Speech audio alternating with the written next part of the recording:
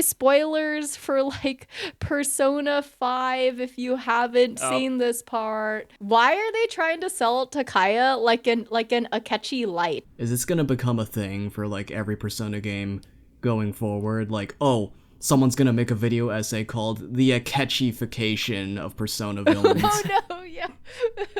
hello everyone, and welcome back to another episode of the, I suppose we can't call it Road to Reload podcast anymore, but it's been 8 months since Reload, and now all of us have finished the main game just in time for the episode Aegis DLC, so let's celebrate that release by giving our thoughts on the game.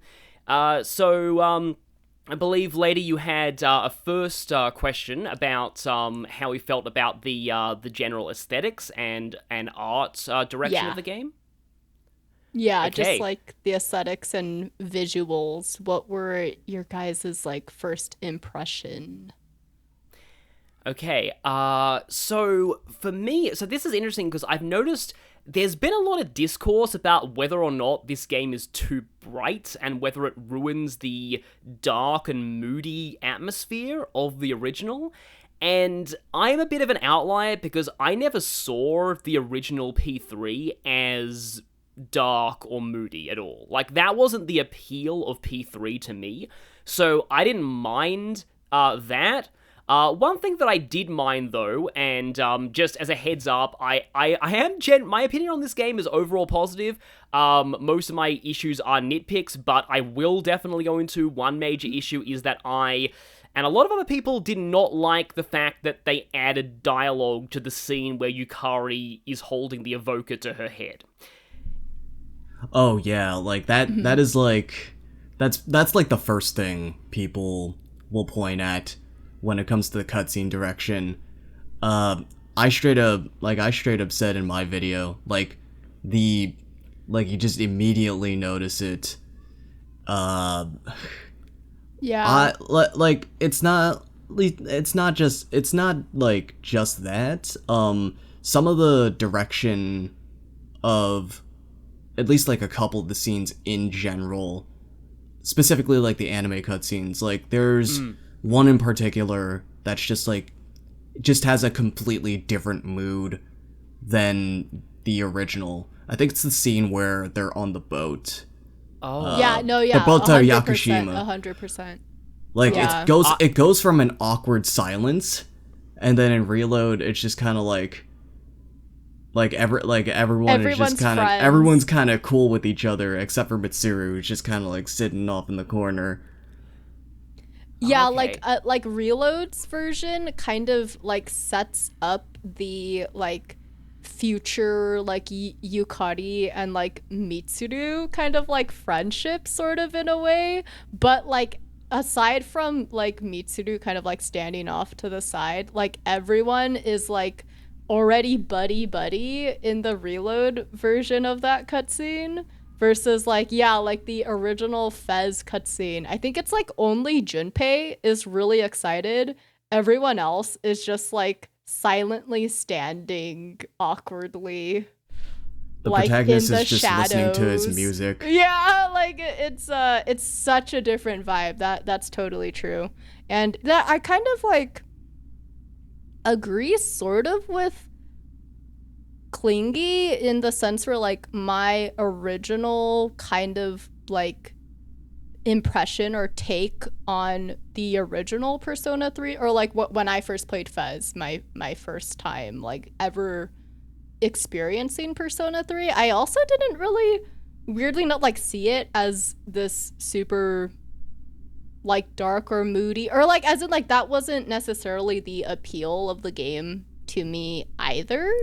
But like I totally get what people mean where it's just like the overall more yeah like, I don't know how to there's a sort of like it's both sort of like moody but also kind of like I feel stuff from that era like the 2000s ish was more like had that camp sort of moody or gloominess to it that like nowadays things are a lot more like they're trying to make it seem more well, I can't think Everything of the... nowadays kind of has like, at least in anime, seems to have like a more squeaky clean look. Yeah. That's a good, yeah. So as well, like, I actually didn't remember much about that, like that Yakushima cutscene, but now that you mention it, yeah, I do. It's been a while since I saw the FES version of that one. The main anime cutscene that I felt had a very different vibe to the original was the one where Mitsuru explains the history of the Kirijo group and the experiments, because in, like, this is one of the rare cases where I do agree with, like, the kind of moody aesthetic of the original, because the original version of that anime cutscene was very abstract and almost surreal. It was like this sort of line of energy going through the air and a very blurred outline of her grandfather. It was very ambiguous but also very unsettling at the same time. The remake replaces that with a scene where you actually see the lab, and it's very clear what's going on. It's a lab, there's experiments being conducted. It's still disturbing, but it's not quite that surreal level of horror that the original anime cutscene gave. And I like most of the anime cutscenes in Reload, but that was one in particular that I do prefer the original. Oh yeah, like you mentioned the sort of surreal, I would also call it abstract sort of scene direction. Yeah. I was also thinking that, but for the scene where Ryoji and Aigis are fighting on the Moonlight Bridge, because That too, yeah. Because if I recall correctly, like, you see the reflection of the moon on Aigis's eyes, and then you can see like part of the flashback, sort of like they key it into her hair or something like that. Like that was pretty interesting. And about the whole you know, gloomy versus bright aesthetic. You see, here's the thing. I'm actually kind of in agreement with you two in that I never personally saw Persona 3 as, like, you know, I don't really think it's as edgy as people say it is. I feel that's a bit overstated. Maybe a bit like overblown. But it's because of that. It's because I don't view Persona 3 as, like, super edgy that I really did not think there was a need to tone it down too much. No, I think that's totally fair. But, like, sorry, to go back to, I kind of wanted to also, like, comment on that, like, cutscene stuff where just in general you're mentioning how, like, abstract, and, like, also what I liked about a lot of those cutscenes, like both the Mitsuru explaining the lab thing and also like the Ryoji and Aigis thing, but also, like, I think you guys would probably, like, agree maybe with, like, also the Tartarus disappearing thing, like the fact that everything is so, like, we have, like, this really removed view, like third person, like, kind of objective view of all of these, like, cutscenes in Reload versus the, I don't know, like, the closeness, or, like, it felt more like first person-y in, like, Fez. It made things feel more, I don't know how to describe it, like, more personal, in my opinion, than just, like, looking, kind of, like, feeling like we're outsiders, like, looking on. It kind of felt like, I don't know, in my opinion, I felt like it was more like, I felt like I was there in the Fez version of the things, because I kind of felt like, right, like, because, like, it was so up close, the characters, like the Roji versus Aigis battle, like it's not this big, huge, grandiose fight, like, choreography on, like, the bridge, where everything is super, like a drone shot. Maybe that's what I wanted to say. Like, it's like Fez feels like drone shots of, I mean, sorry, not Fez. Reload feels like drone shots a lot of the times, which just makes it, yeah.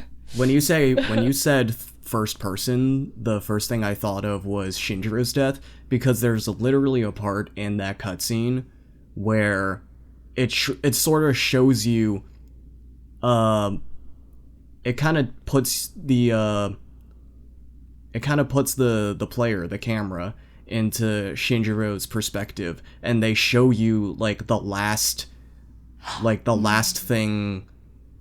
things that he saw before like finally collapsing and dying. Like you can see him stumbling, like as he like steps away from everyone before he falls over.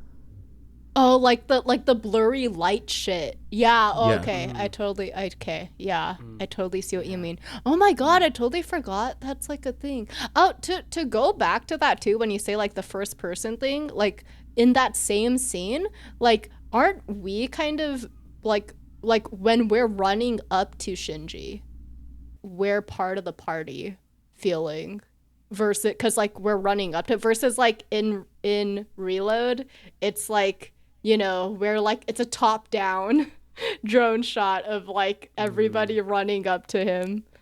Which, okay, to be fair, like I feel like I just want to say that I still personally like also still really like Reload's cutscenes. Yeah. I don't really have that much of like a problem with them personally, I guess, but I totally get like the argument of why it, like, I do prefer Fez. Like, I'll just say that, yeah. Can I say this about the Shinjiro scene as well? That one is interesting to me because there might be others like this too, but that was definitely an anime cutscene in the original, and it is in-engine graphics in Reload. And I don't know how many other cutscenes did that, but there must have been a reason why they didn't make that one an anime cutscene. I don't know if Chidori's sacrifice was also. I want to say that was actually anime in Reload, but I could be wrong. No, it's not. Oh, it's it was not in-engine, right? Yeah, it was. Okay. It was in-engine, and there was no anime cutscene in Fest either. But okay, so yeah, the fact but I will say, like, the thing I love about the Reload version of the Shinjiro like death scene is how like Koromaru nuzzling up to him as he's dying just broke me. I was not expecting them to put in that, because like it is like Koromaru was the closest, like Shinjiro and Koromaru were so close, like among the party, like it's just getting that little nod to that relationship in at the end. I don't think Fest did that. So that is one thing that I will praise Reload's take on that scene for. I do think that Shinjiro's death is probably one of the best handled scenes in Reload. Cause normally I would lean less towards the sort of like the movie-esque scene direction, but that scene in particular, it kind of just is like the movie version of that scene, but like better, in my opinion. There's one other particular scene that I think is worth mentioning that also kind of comes up when it comes to this topic. The protagonist's awakening scene. Yeah, that's the one. Oh yeah. No, you're so not.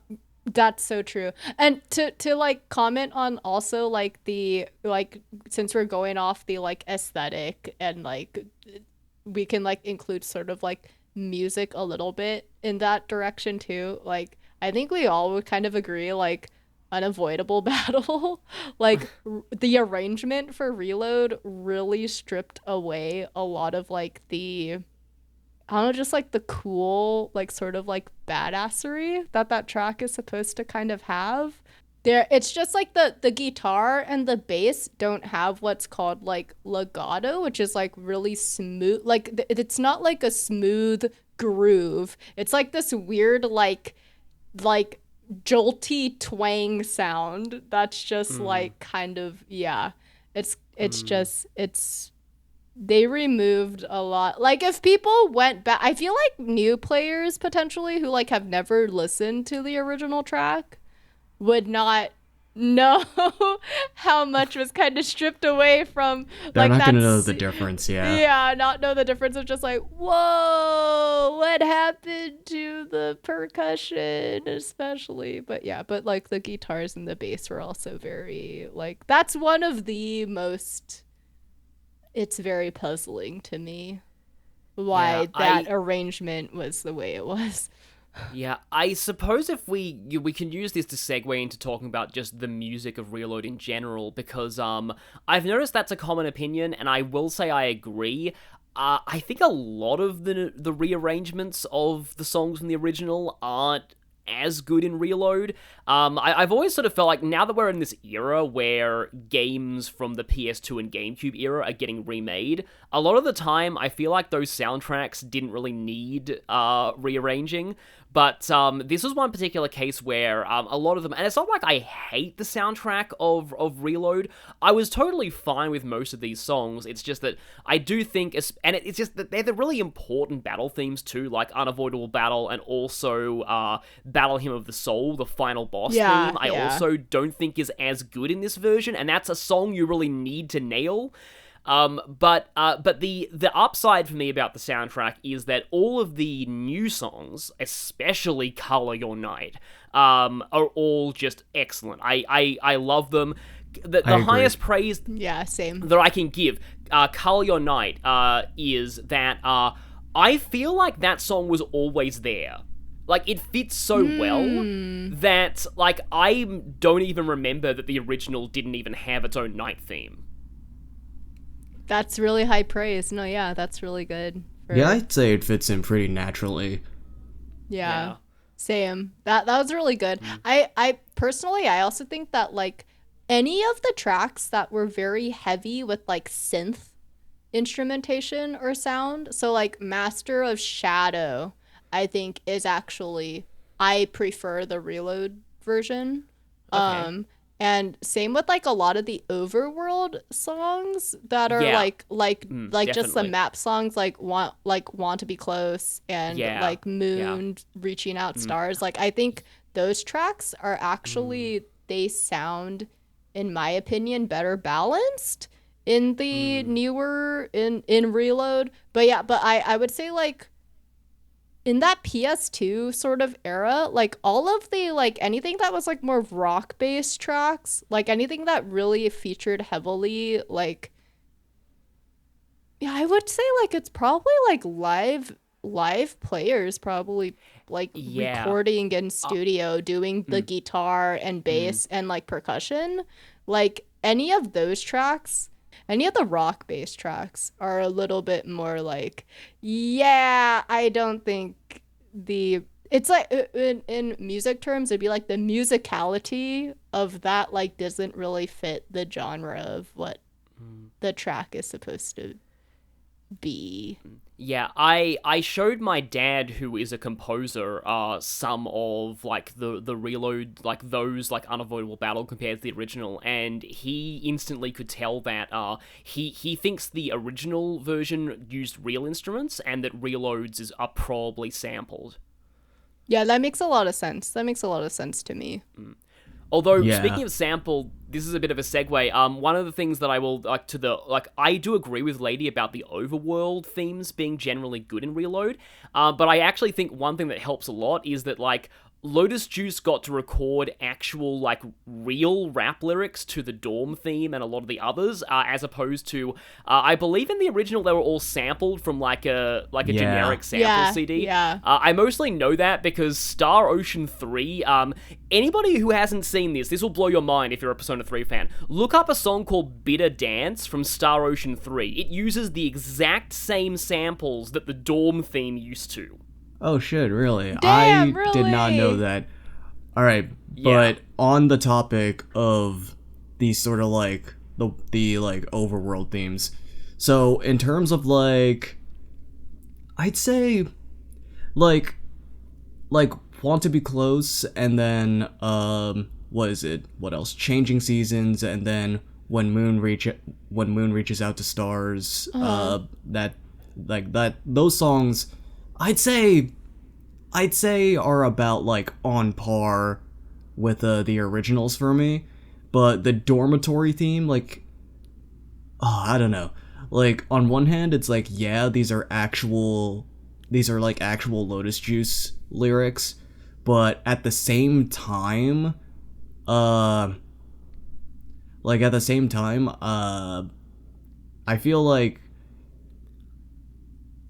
I kind of got like tired of it a little more quickly. No offense to Lotus Juice. Like it's also just kind of easier to sort of meme on, cuz like there's that one part, was it mind your own biz, some shit like that. Like it's a little bit silly. I minded my biz, so mind your own biz. Yeah, whatever life is, that part. Yeah, like once you've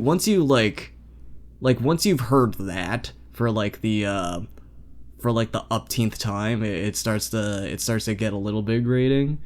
But I guess that's more like a result of the sort of like cyclical nature of the game. But I don't know. I might just, like, it might just be me, but I might prefer the original version of the dormitory, because it's just like, because you know, I really don't have anything against like, you know, the vocal rap samples. You know, I feel like that's just sort of part of the like vibe, part of the 2000s like video game aesthetic. It's just like, you know, just having audio samples like that. Yeah, no, to go off what you just said, I think it is like a fair enough point of just like when you have like very understandable like rap lyric, because Lotus Juice didn't distort his voice in any way too, unlike the like rap sample of like the 2000, like the PS2. Like if you've listened to the original samples for the Iwatodai Dorm, they're actually faster. Yes, like they the are, yeah. the beats per minute. It's also faster. That's true. Yeah, that's true. I think it's easier to kind of, yeah, like sort of like tune that out in a way, and so that it's like less of like a, you're noticing it every single time. like what you said, like it's like Lotus Juice, like it's like more chill and laid back, and also he didn't distort anything, so you're always constantly like noticing every single line of lyric. And it's also like, because compared to like, you know, not to like hate on the Japanese like pronunciation of English from like the singers, but like the actual vocal, like the female vocalists, a lot of the times you're like, you don't really know for sure what they're saying, I feel, which is a good thing at a lot of times, because yeah, you can tune that out, versus like Lotus Juice, it's like his pronunciation is a lot better. So it's just like, yeah, you can hear, sure. So you're just hearing that constantly, the English. Yeah. So on the topic of like the female vocalist, I feel like maybe not for all the tracks, but I do feel like for some of the tracks I might actually prefer the new one. I forgot what her name was. It started with an A, I think. If it's the same one who does Don't, it's Azumi Takahashi. Oh, okay. Azumi. Cool. Yeah, that's the one. And then the original P3, her name's like what, Yumi? Yeah, Yumi Kawa something. I'm bad with names. Cool. Yeah, no, okay. So I just like Azumi and Yumi. I fair enough. Like I actually think like I love listening honestly to like both of them. Like just in general. Like I like both of their takes on the tracks. Yeah. Yeah, I liked the new, like, it's funny, to me, I I couldn't really tell the difference that much, but I like both versions. Like I didn't really even get like the frog meme with the new Mass Destruction. I like both versions of Mass Destruction. I like the new Advantage battle theme. Yeah, most of those vocals were pretty good. I will say I have not actually played episode Igus yet, but the new battle theme for that Don't is incredible. I was not expecting them to make a new battle, because originally the answer just used a different verse of Mass Destruction. I wasn't expecting a totally new battle theme for that, and they really knocked that out of the park. Oh, I agree. Agreed. New battle theme in episode Igus is good. Yeah, it's like fantastic. It perfectly fits the answer / like that story and the theme and the aesthetic of that too. The opening theme I'm not as big a fan of, to be honest. No, actually same. And I know like Klingy hasn't, I don't think you've seen or heard it, right? The opening I haven't thing yet, to no. episode, I guess. Yeah, okay. So no, that's totally fine. Well, but no, yeah, I'm kind of the without- same. I'm like, In short, my opinion is that like this is like the type of comment that I like normally would not make about like anything, but it very much, to me at least, feels like your run-of-the-mill seasonal sappy anime opening. Like from either like today's generation, or maybe like something you would get out of 2016, like that type of seasonal sappy anime. I see what you mean. Yeah, because now, like ever since 2014-ish, they've been cranking out so much anime every single season that like so many shows just kind of start blending into each other, and you're just like, oh, the same like it doesn't have the same like standoutness of like pre 2014-ish, where it's like there weren't as many anime at any given time, and so it's just like things stood out more, I feel. I will say though, it's definitely not the same feel as Burn My Dread or the Fess opening, but I do really like Full Moon Full Life.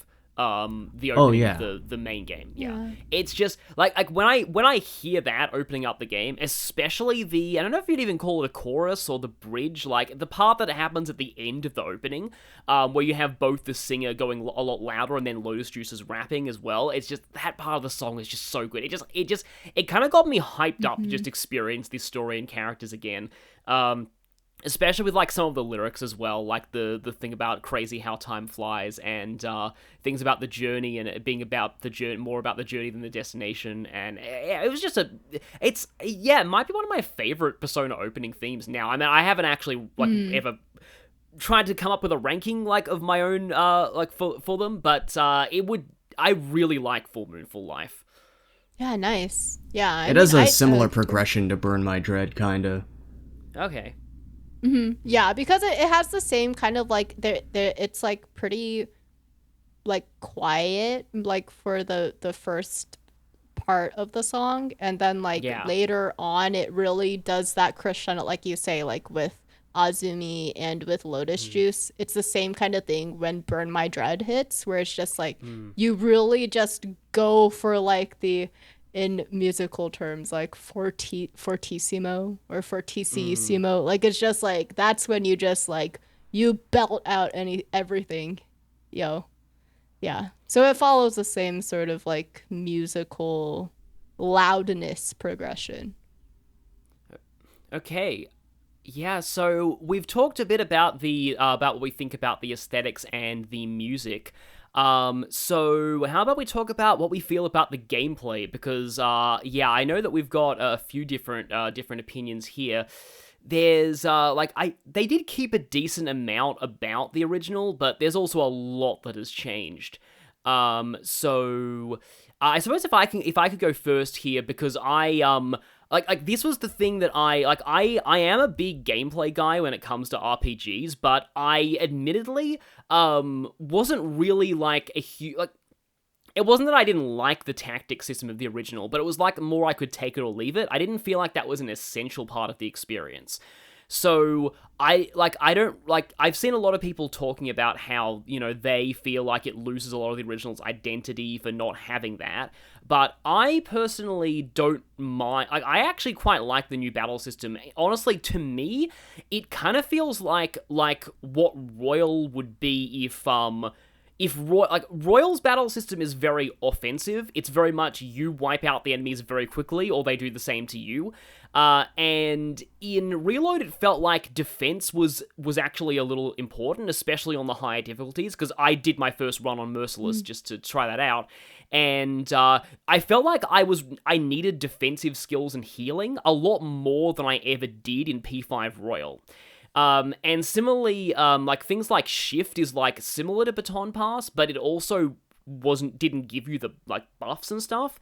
And I know some people don't like that because it doesn't really incentivize you to use it as much, but I felt like it overall, the battle system did feel a little slower paced than P5 Royal, but at the same time faster paced than the original did, at least in my mind. It felt like a pretty good balance.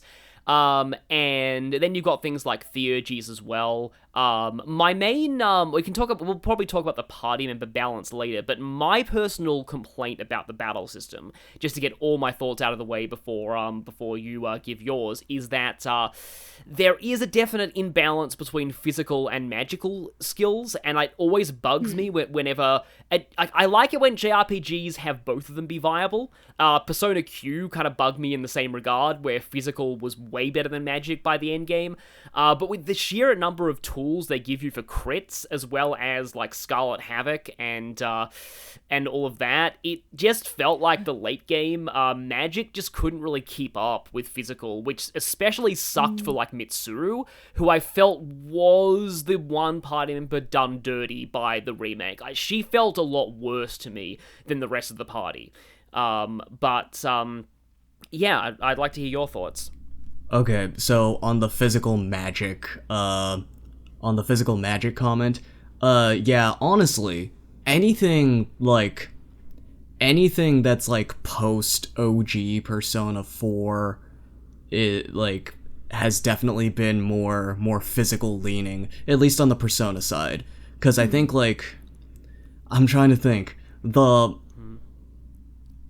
okay, I haven't played every Megaten game from the 3DS era onward, but the only Megaten games that were more magic leaning that I could think of within that span of time are the SMT4s, and then most of everything else is very strength biased. I will say this is just a point of disagreement that I have.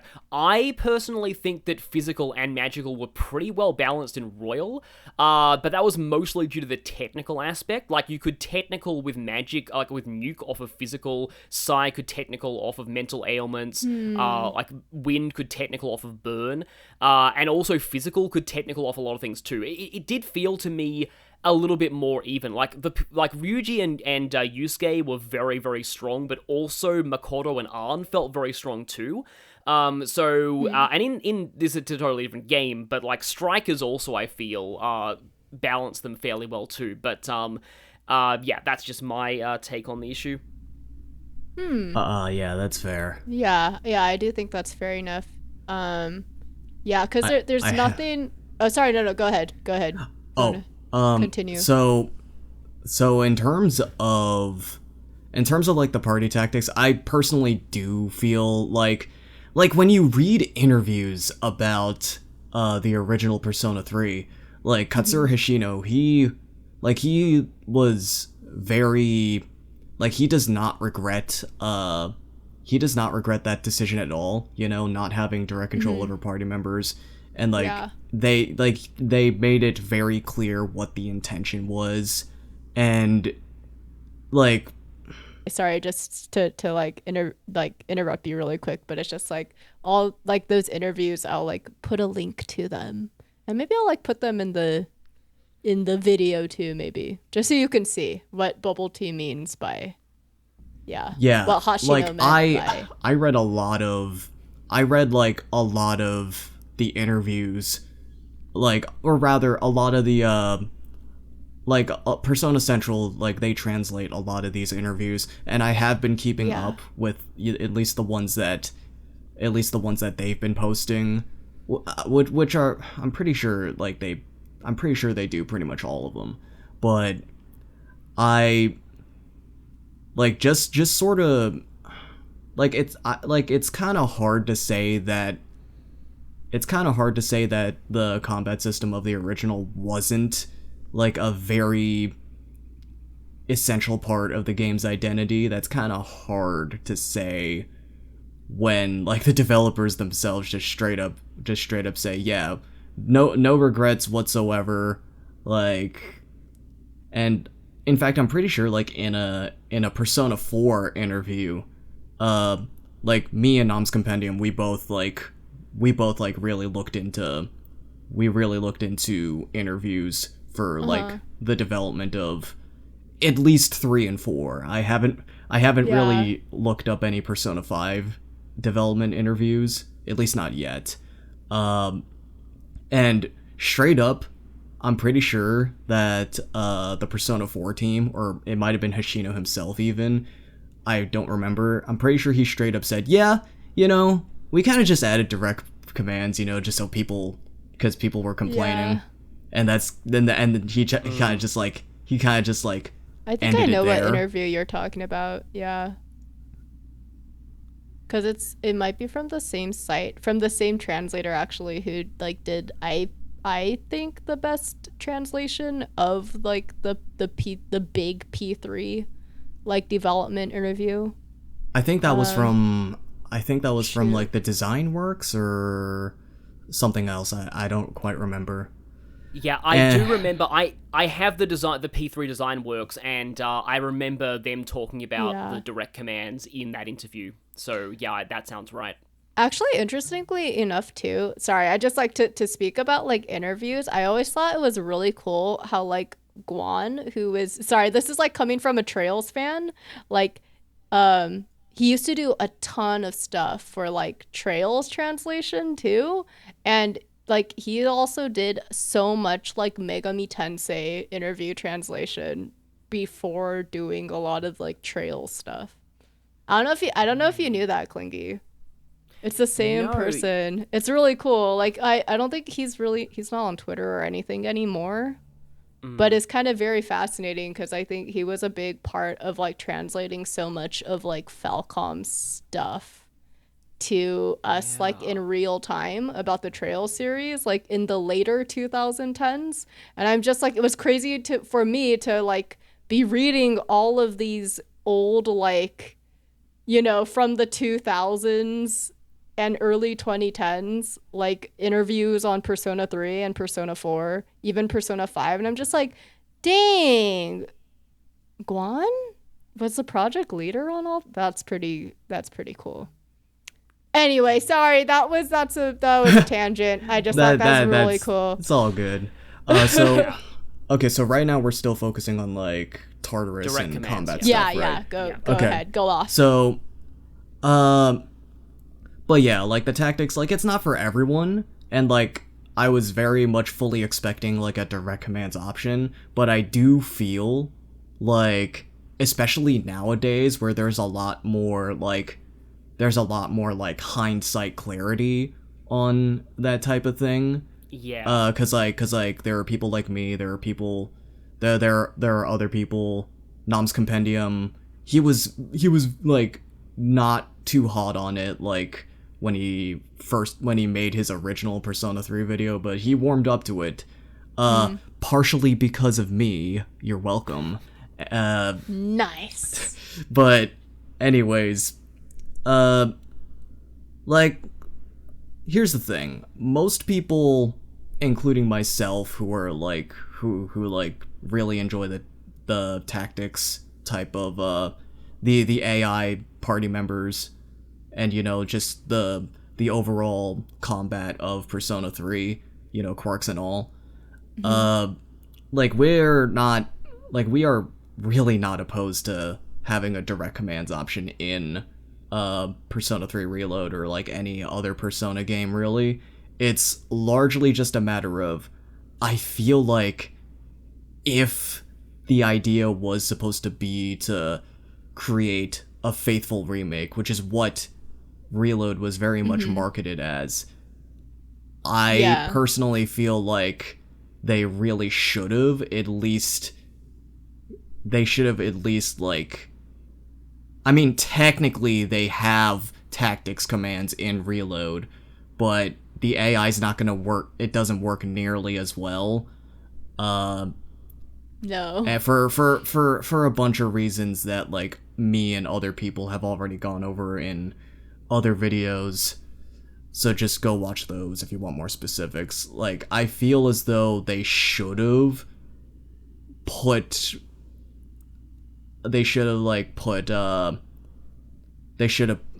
how do I word this respectfully? They should have just like gone all the way and like made the AI, like, obviously it's not gonna be exactly like Fess, because like Fess, despite having like the best party AI settings in principle, like it still has like there are still like some oversights that like that I'm aware of, speedrunners might be able to tell you about, but you know, they should have gone like the whole mile, you know, at least like allowed the player, like they should have like at least allowed the player like to have the original combat experience if they wanted to.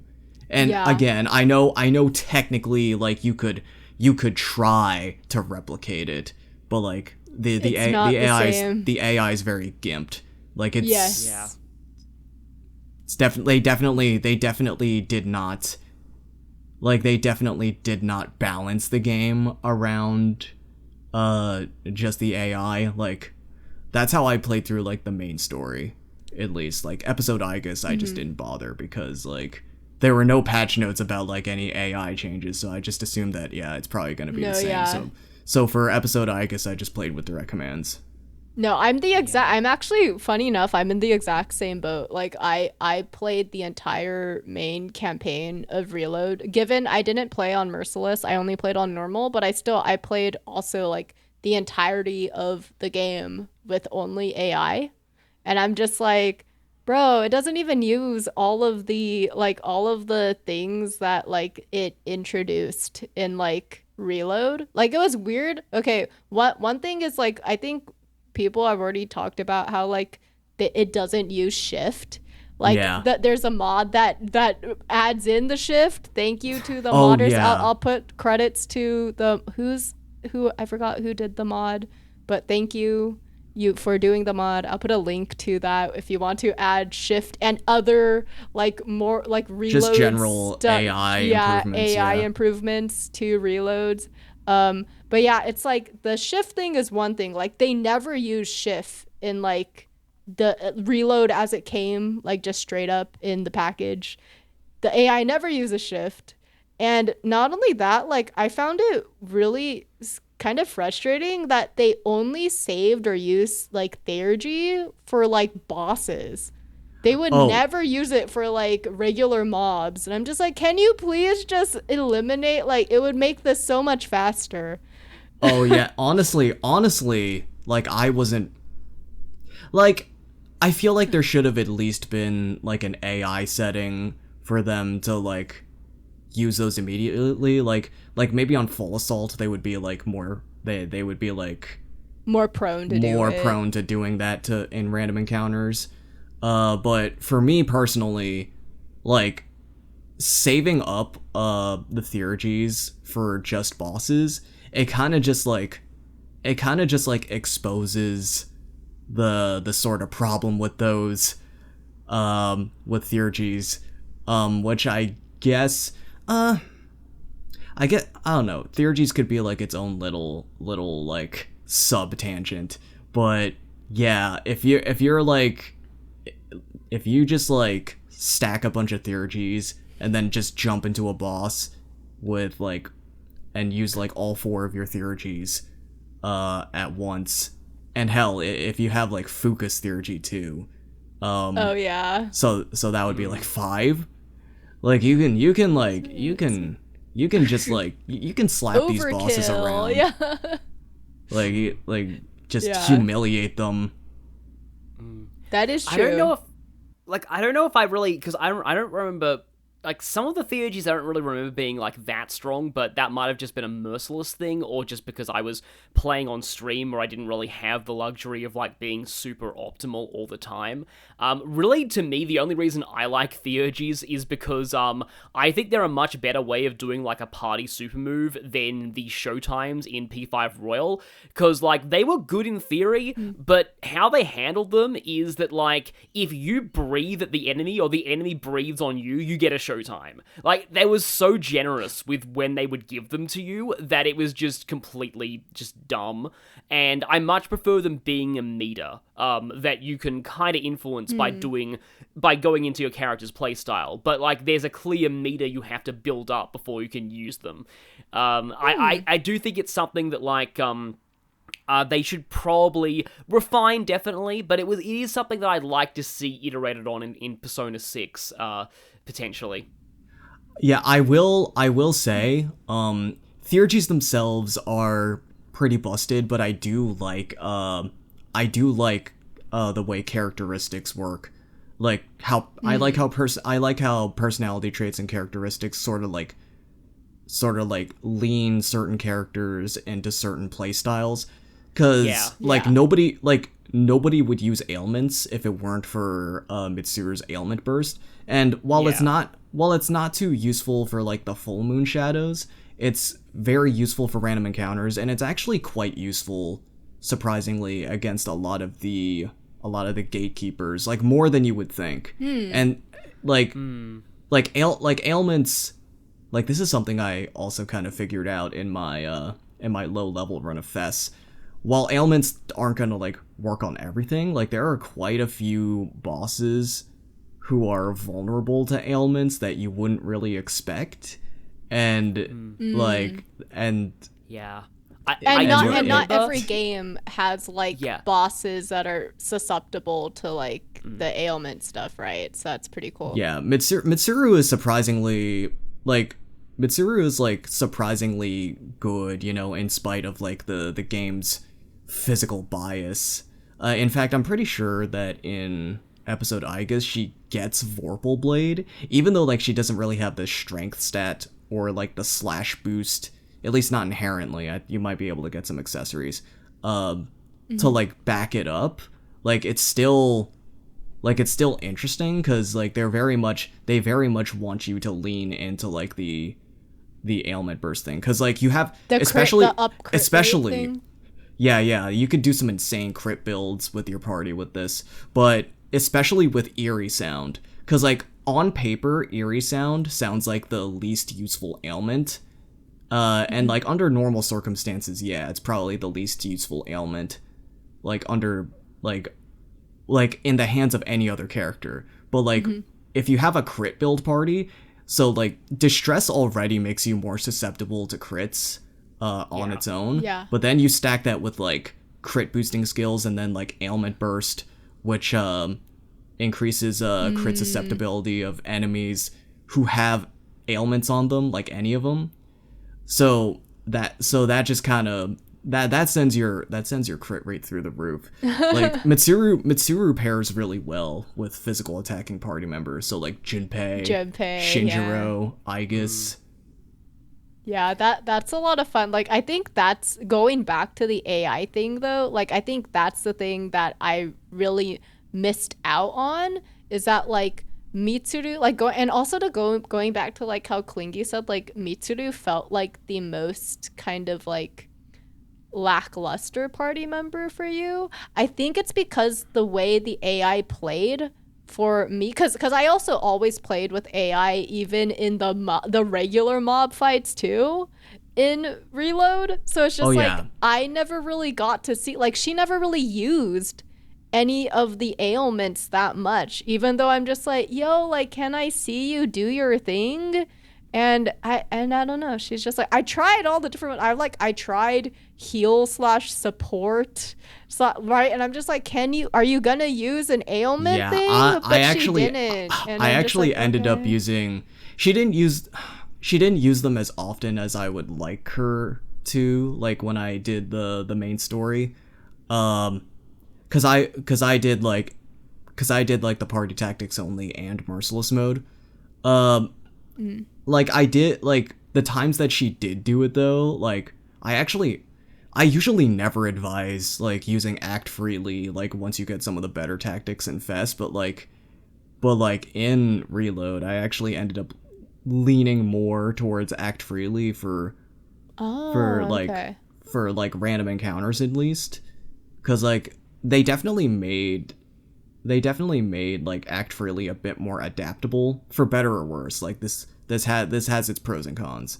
Mm-hmm. Uh, Okay, yeah. So to yeah. be fair, I didn't really try experiment that much with Act Freely. Maybe it's because I was thinking about how like I didn't really How you like it shouldn't that much in how you shouldn't do Fez. that. Like how you Yeah, shouldn't so do that in yeah. Fest. So maybe I should have like just experimented or tried it more. Yeah, 'Cause yeah, that sounds pretty cool. Act Freely in the original was very much supposed to be like an early game crutch, because like the game straight up gives you better options as you get further into the game, and that's sort of supposed to be your sign like, okay, yeah, like you should probably be relying on that less. Okay. Yeah. Yeah. Yeah, I also say that, yeah, you've Bubble Tea especially, you've brought up some good points about Mitsuru, and I may have undervalued her a lot, because mostly because like it's just not really natural of me to try ailments on bosses. And like I did try a few, and then when I saw that they got nulled, I was just like, yeah, I'm guessing that they don't work on most bosses, and I just didn't try anymore. And that's kind of a problem that I with any this is a bit of a tangent, but with any ailment-focused party member in any RPG, it usually relies on you being able to see the ailment vulnerabilities in a boss's scan, and SMT5 does that, and I think that, and Trails does that too. I feel like if you are gonna have an ailment-focused party member, you do need to do something like that, because like, yeah, you really are reliant on knowing which ones work on which bosses, because Mitsuru needs to have her ailments work to really get her build going. Okay, so I'm not sure if it's just like maybe I'm not sure if episode Igus just like added this, or just maybe made more enemies vulnerable to ailments. I did notice that like for a few of the bosses when I scanned them, Fuka would say something like, "Oh, this one gets like aggravated easily. You could try enraging it." Oh. Although Mitsuru doesn't enrage. She might also say something like, "Oh, this one's easily charmed." I did not notice that until maybe like halfway through the game though. And also like certain shadow types, it's just sort of like it's a bit easier to like have a read on like what's going to be vulnerable to an ailment. You're not going to know which one at first, but typically speaking, in my experience, the Hulk Hogan type shadows, those guys are usually going to be vulnerable to some type of ailment. Or like if I'm in Yeah. or if you're in a situation where your party comp just like does not have if your party comp just like does not have any of the weaknesses to exploit against the enemy, it's just something like, okay, well, I might as well try. Like it's just all right. I'll just pop a Marin Karen and see how it works. I'll use Tentaru, why not? Eerie sound. I feel like because like distress is like on paper it's like the weakest ailment, except no, it's not, because ailment burst and crits. No, I the always- crits, I feel like crits. I feel like that one's gonna be the one that I feel like more enemies are going to be like vulnerable to that than most other ailments. But I could be wrong. Like don't quote me on that. Yeah, I was always a big fan of eerie sound. Like, I think even in Fest, like, it's just the fact that it makes them get crit more easily, was just, I always loved that. So, I think I kept that on Mitsuru for a while in Reload. I don't know if I think I got rid of it at some point, but, like, I probably shouldn't have. It's just a case of, like, yeah, so, like, I've only played the game, like, once, and maybe if I play Reload more, I'll figure out some more, things about the party. Yeah. Like, maybe Mitsuru is a lot better than I expected, because, I already had, like, I said in a review that I wrote on the website that, like, I felt Akihiko was, like, a little bit nerfed since the original, and then a whole lot of people got on my case for that, because a lot of people say, no, Akihiko's broken with buff boost. Akihiko is very deceivingly... Okay. Akihiko is very deceivingly... the way his characteristic is described is very... Like, it was not worded very well. So, the way it works... I do know about all of this, in the by most the way. clear... Yeah, in the most clear sense possible. It's like, okay, buffs are, like, more potent on him. Now, the way it's worded kind of makes it sound like he has to be the one putting buffs on himself, which doesn't quite make sense because he only has one buff. But, like, it's, like, just buffs in general. Like, you could have someone cast Heat Riser on him. Or you could have I believe there are pieces of equipment that have auto heat riser on them, or you could have a persona that just has like the auto Mataru Kaja, Maraku Kaja, Masuku Kaja, and then just start like every single battle with full party buffs, and that could also like, and every single one of those, like I think like every single one of those buffs gets like a 33% like boost to them, some shit like that. And here's the thing. I didn't use Akihiko that much during the main story. But in episode Aegis, I switched around my party members a lot more. I had like a much easier time keeping them like evenly leveled. And I will say, I do think Akihiko's prowess is a little bit overhyped. Like he really doesn't start to shine until he gets Gigantic Fist, because everything like for most of early and even like mid game, he's like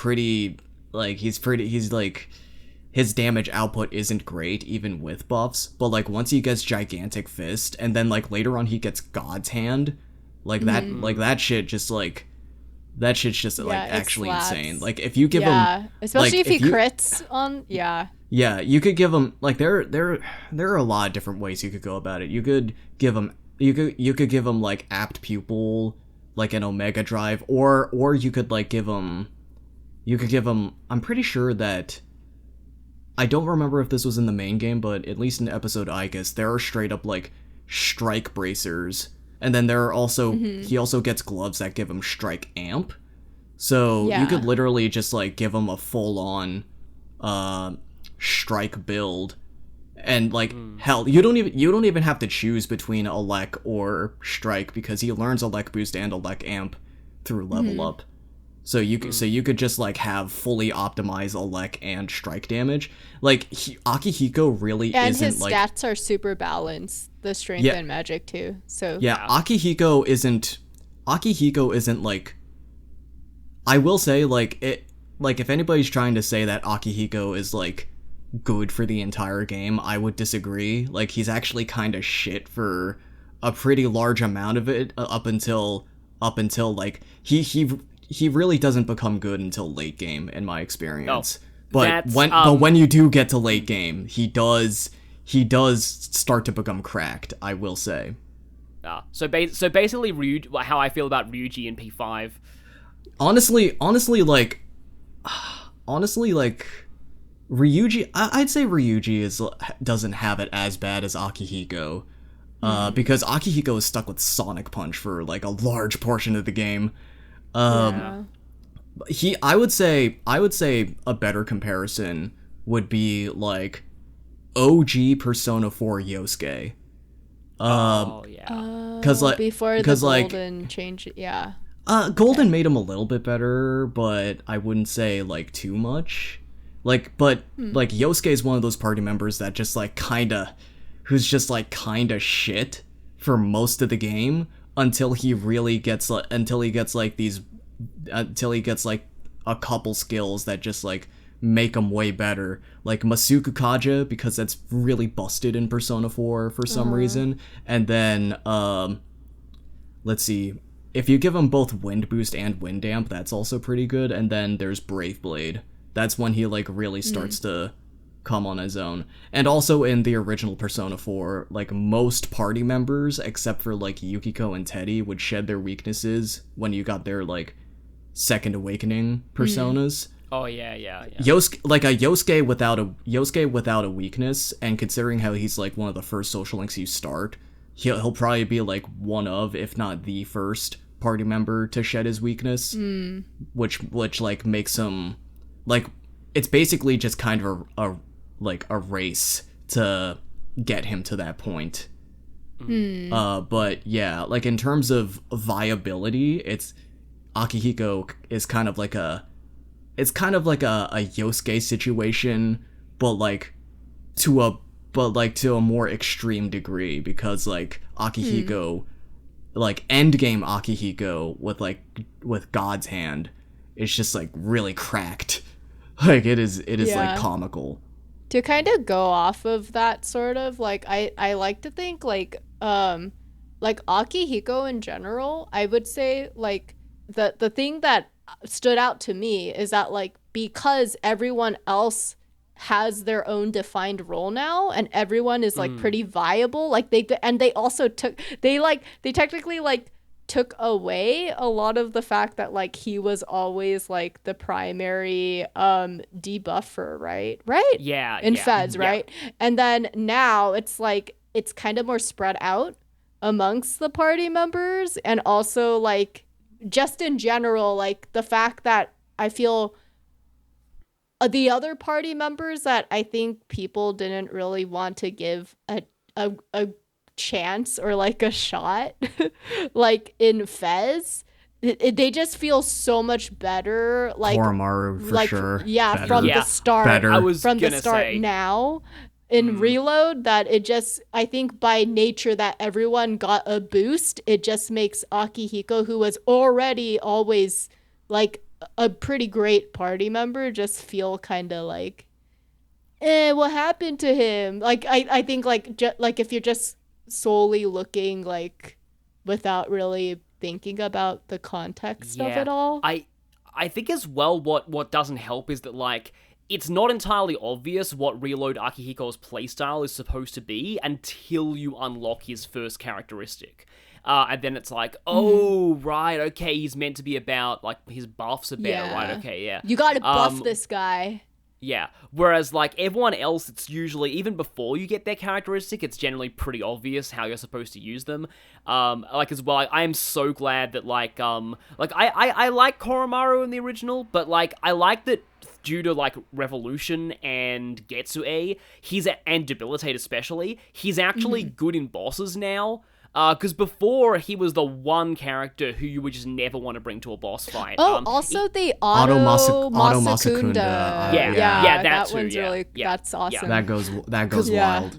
Yeah, because like even Ken, people used to rag on Ken. I always thought he was good. No, Ken has always been an underrated party member, even in the original. But the thing is that Ken had healing at least, so it was still pretty obvious that he could be good in bosses, but just Koromaru kind of had nothing, and I'm just very glad that, he's now a much more viable option in those fights. Ken also has, like, way more versatility, because, like, you could change the element, like, okay, you can change anybody's attack element in Reload, technically, but, like, in Fest, like, you could change his, physical attack property to like a wind attack property using Ku-Holen's spear, and then like you could give him like a pretty solid wind build if you paired that with value bracers, or you could go with the Gungnir spear, which is still Pierce elemental, but it gives a Elec boost, and then put Injure bracers on him for an Elec build. like that. Like very very versatile character. Like he fits into a lot of different party comps. Yeah. I'm pretty. The funny thing is, I'm pretty sure I actually gave him Gungnir in Reload, and I think it does still have a Lek boost or a Lek amp on it. So I kind of accidentally did that build.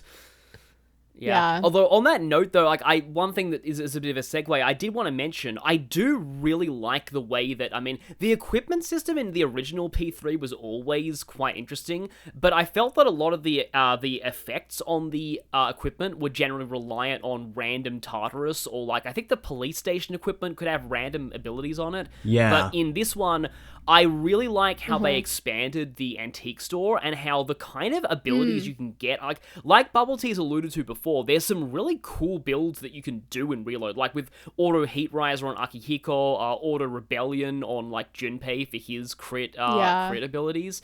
There's a lot of very unique accessory and armor like effects in Reload, and this is another thing where I'm just really hoping that Persona 6 takes notes from this, because I felt like there was just so, like, it always felt like to me, and I felt like, you know, like, next time I play through this game, like, on my own time, there's so much to the equipment system that I want to play around with, and that's not a feeling I often get in a Persona game. Nice. Episode Igus goes even farther I was on gonna this. say. Like, yeah, you'll like that. I was gonna say episode Igus has like a lot, like all the equipment, like the accessories, the shoes, the armor, like, and the weapon, like everything is sort of like it's monad kind of random. Doors. Definitely do the monad doors. That's where, because like the thing, like the only real downside, is that like the way Reload handles it is that the police station is kind of just like completely obsolete. Like if you are buying stuff from there, you are kind of just you're scamming yourself. Like like that place exists just to like sell stuff. But yeah, whenever you get around to episode Igus, definitely do the monad doors, because that is where a lot of the really good equipment is going to be like, aside from the antique store. Because like let me ask you a question. Have you ever wanted to have auto concentrate at the beginning of a battle? Yeah. Well, I mean, I've got there's a bug in one of the traits in Royal that gives you auto concentrate. I don't think it's meant to work that way, but Will of the Sword gives that to you in Royal. So yeah, I do like that a lot. Oh damn! You'll enjoyed episode. Wait, Will of the Sword gives you auto concentrate, not charge? It does. It's really weird. I don't know why, but it's a thing. I learned that by like finding info on P5 online when I was researching my Let's Play. But it's real. It does do that. I wonder if, like, I think it might be a bug, but I'm not sure. Will of the Sword magic build. Oh my gosh. Yeah. That'd be interesting. I mean, Will of the Sword applies to both charge and concentrate, but both? But all right. Yeah, it is. It's just all charge damage is the multiplier is bigger than it's like 2.75. It's like 33% on top of the 2.5 times. But anyway, no. So I really like the fact that that episode I guess iterates on that thing, because one thing that I feel this might be why I think P3's equipment, like Reload's equipment system, feels so much more satisfying than the other later Persona games, is that in those ones I believe you only had an armor and accessory, but here you got shoes as well. So there's 3 equipment slots per character, and you have the weapon, and a lot of weapons have an ability on them too. So there's you can attack, and you can change your attack properties, which is not really a thing that you can do in 4 or 5. Like if you want, like if you're up against a boss that like drains all physical and then tries to provoke you into just like attacking it with melee attacks. It's like, okay, you could do a 40 chess move and give everyone like elemental weapons, like jokes on you, buddy. I gave Mitsuru a dark elemental sword. I got the ice gloves on Akihiko. Yeah. Sorry, buddy.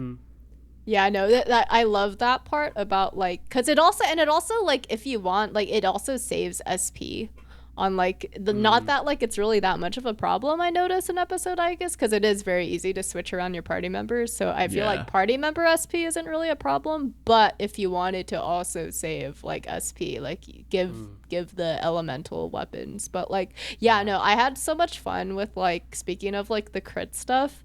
I love there's like a ton of like auto Tarukabelian stuff Oh Yeah, I yeah. love in that name. episode I guess, and so just say it's a lot of like there's so much fun stuff you could do in episode I guess. I like that they kind of just went nutty with that, just kind of like wow, you're giving us so many options, thank you. Yeah, like Yeah. the balancing's kind of whack, but you know, at least the equipment system is like very, it's like it has the amount of depth that I like in RPGs. So beyond just like the combat, there's also like the dungeon crawling itself. If Yes, we I could wanted to segue get into into this that. too. So Yeah. So I believe like I've been pretty vocal about this, but this isn't really a problem for the entirety of Tartarus, like in retrospect. It's real like I've noticed that like it's mostly like every other block that I see this issue, cuz like blocks 1, 3 and 5 I want to say are like they're pretty spatially compact and like very much feel a bit closer to like original Tartarus, you know, a bit more claustrophobic. Whereas like blocks 2, 4 and 6 they're like a bit more spacious, especially block 4. Block 4 is like really spacious. And it's just like it kind of just like trivializes this whole idea of ambushing shadows and not getting caught, because like it's a lot easier to avoid shadows like when like you're in a block that's like very spaced Wide out. open. Yeah. Wait, and, like, can you these wide remind open me? floors. Is that the gold one? the I gold was- one, the gold one, yeah. Okay. Thought so. Like, and another sort of aspect to like the dungeon crawling that like a lot of people don't really take into account is just like the way, just sort of like the way you approach shadows in the original versus like how you approach them in Reload. Cause like in the original, you had stuff like the different weapon types on the protagonist, Yeah. which sort of just like changed the way you approached enemies. Like you could go from a safe distance with a bow in exchange for attack power. You could have you could use like a heavier weapon that has, I think the hammer has like a pretty fast wind up, but it has like a slower recovery. So it's just kind of like, yeah, you got to make a count. Or you could go with like fists, which are like generally weaker than other weapon types, but they're also like, it's very quick, very easy to get ambushes on enemies. And then you got like one-handed swords, which are kind of like the best of both worlds, kind of. Pretty balanced. Two-handed swords are like the biggest beginner trap ever, though. Like, two-handed swords they're kind of ass. Like, you don't use a two-handed sword unless you have nothing better to use. And then with Reload, sorry, just to sort of finish my thought here. And then with Reload, you're kind of just encouraged to like charge into enemies, especially like once you get the sprint upgrades. Yeah, that one, yeah. Like it Yeah. like for minor spoiler, but like for gameplay, but like the sprint upgrades, they're not really, I mean I guess like if you just like choose not to open up the chests at the end of like bosses and stuff, it could technically be considered optional, but like I don't know, if you're like a normal player who just like opens all the chests, then no, it's not optional. You're going to get the sprint upgrades like no matter what. And it's just kind of, I don't know. Like it's just a very weird stark difference in mentality when it comes to approaching enemies. Oh, and like sort of one comment I wanted to make about difficulty that I forgot about until now is that I would say that Reload, in terms of difficulty, like the beginning of both the main story and episode Aegis, like the first 2 in-game months of main story, and then like maybe the first block or two of episode Aegis is like, you know, that feels like it actually feels like pretty well balanced. It's not until the introduction of characteristics and theurgies where things start to like slowly crack. And the same thing goes for like the dungeon crawling too. Like beginning of the game, it feels like pretty good, all things considered. It's like once you start getting the sprint upgrades, and some of Fuka's more powerful navigational skills, where things start to feel a little bit nutty. Yeah. No, I see what you mean. Like the ambush stuff gets kind of like insanely hacks by like the end, like the middle and the end of the game. You want to just completely skip out on the greedy shadow minigame? Well, you can do that. Just have Fuka use Tartarus Search. You want to start the battle off with defense and evasion buffs? You can do that. Okay, I mean, to be fair, I definitely, like, I was overjoyed when my chat, when streaming, told me that Fuka got an ability to let you skip the greedy shadow minigame, because it's just 3 coin flips. Like, there's no skill involved in that. Yeah, honestly, here's the thing. Like, in principle, it's dumb to have something to skip out on like, that type of minigame, but also, when the minigame itself kind of sucks ass, then yeah, it's just RNG. You're definitely gonna use it. Like, yeah, Tartarus Search, that's like the only time that's like the only time I ever really use it. It's for the greedy shadows. Yeah, I think also, like, there's a like a website note that you can get from Club Escapade that when you read it, you get, like, this, like, sort of super ambush that makes the enemies start with distress, and that's I think it doesn't even matter where. I don't think you even have to hit them from behind either, as long as you just have to be fast enough. You just have to be in, like, the sprint. You just have to be, like, in the sprint animation. Like, if you see the blue sparkles around your character, it's literally like, you're Sonic, going to just play the Sonic invincibility music. That's basically what it is. Yeah, because, like, it's on the other hand, though, I do kind of like how they're, like, it incentivizes you to like interact with some of the things in the town to help you in battle, because, like, this game doesn't really have like confidant abilities like P5 did, but still, it's just like, it is maybe a little bit too much. I do agree on all of that, and like the design of the Tartarus areas as well. Like, I did prefer them being a bit more claustrophobic originally. See, my personal main gripe with the dungeon crawling, and this is like you talk about like ludonarrative integration with the like party AI. So the ludonarrative thing that I always felt the most passionate about was the tired and sick system, and So this is my big beef with Reload. I really liked that system because it gave Tartarus this real sense of being an eldritch, foreboding place that it was very dangerous to venture into, because the longer you stay in there, you then get tired, and then you have this risk versus reward thing of, do I cut my losses and go home and sleep for the night and not get and come back refreshed later, or do I keep pushing on to get more exploration, fight more bosses and stuff, because when you're tired, you get crit more easily. It's really, really dangerous to explore when you're tired.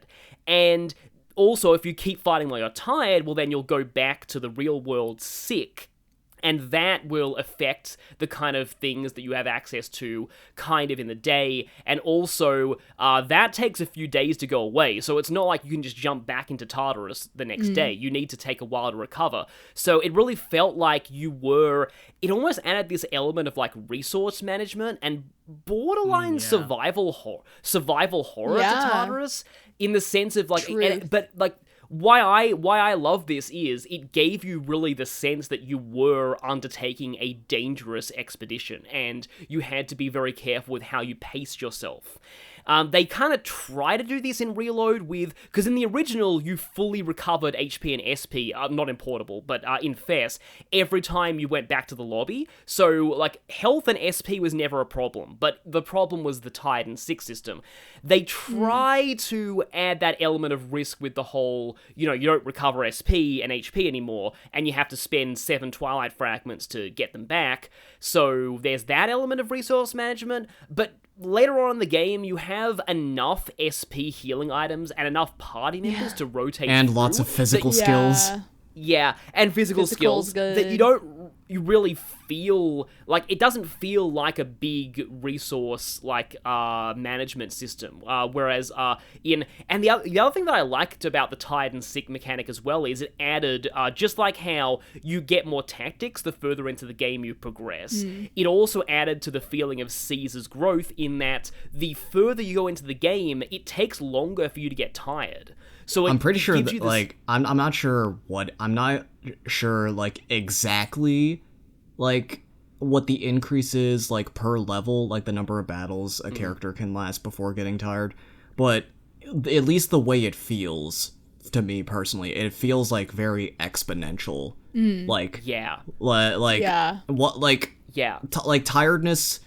Tiredness becomes like less and less of an issue as you go further into the game. And by end game, it's basically, like, negligible, like, not even noticeable.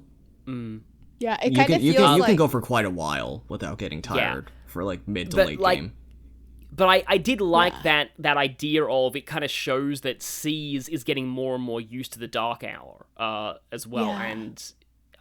Yeah, I like that a lot. Like, I think that those are both, like, really great points about, like, to go back to, like, the party member AI, and then also, like, the Tired and Sick system, like, that is something that, like, it also has a special place in my heart, because that's how I start. Like, that's part of the first, like, YouTube video I ever made in my life, was, like, defend, like, Fez, sort of, right? And so I kind of like, I like that Ludo narrative, like, discussion of, like, that system. I don't think I particularly brought up, like, Tired and Sick that much in that video, but anyway, sorry, I just like, it's like, oh yeah, I love that, like, lore, like, reason, the whole, like, the infamous Ludo narrative word. But I love when there's, like, that harmony in that. And so it is true that I think that Fez, it is a very special experience. Like, I get why they would want to give more, like, quality of life, right? Like, nowadays, because it seems like every game nowadays has this sort of, like, quality of life, like, making things go smoother and, like, quicker and that kind of thing. Letting the player just sweep through an entire dungeon in one night. Go fast, kind of thing, because, people are expediting the process. Like, we want to finish games faster, or finish things faster, for better or for worse. But it's just like, I can't really necessarily, like, on one hand, I totally get, like, the argument of, like, whoa, you were saying you were gonna make a really faithful remake, and then, like, there's so much of this kind of, like, Ludo narrative stuff kind of taken away. But at the same time, I can't really blame the devs for taking it away, because I think it's like the bottom line of like the product, right? When it releases, they're like, we can't possibly release a product that's Fez in nowadays terms. From what I read in, I forgot which interview. There were a lot of Reload interviews leading up to the release. Yeah. But in one interview in particular, I remember it was like either the producer or the director, one of those two. They said that people on the team would have like very passionate discussions about like, okay, what from the original are we going to keep and what are we going to scrap? Like they would have like sort of heated discussions about like, no, we can't take that out or else it like won't feel like Persona 3, like it's like that's an important part of the game's identity. And then like other people will be like, yeah, well, it's not like newcomer friendly enough or something like that. So yeah, like it's 2024. They did like the team definitely cared, at least to some extent, about preserving like the game's like original identity, but they definitely had to make compromises, which kind of sucks, but like, you know, for most people who aren't like diehard Persona 3 fans like us, they're not going to care as much. Yeah, they really don't care. You know, it's you know, like this is largely just like a thing that like that the we more kind of hardcore care fans about. are going to care about. And like to be fair, like and I don't like to just like one last thing to go off of like what you said about like all those like interviews coming out in the lead up to Reload. Like I totally do not envy those devs' position, because it's like they truly, like, I can't imagine how A lot to live up to. Like a ton to live up to, and also just like how hard those decisions had to be. Like, this is it. This is the decision on like the tired mechanic. It's gonna be gone, and then it's just like, like that's it. Like we made the decision on it. So yeah, I don't envy their position at all. And also just like in general, like I guess that's us more like hardcore fans.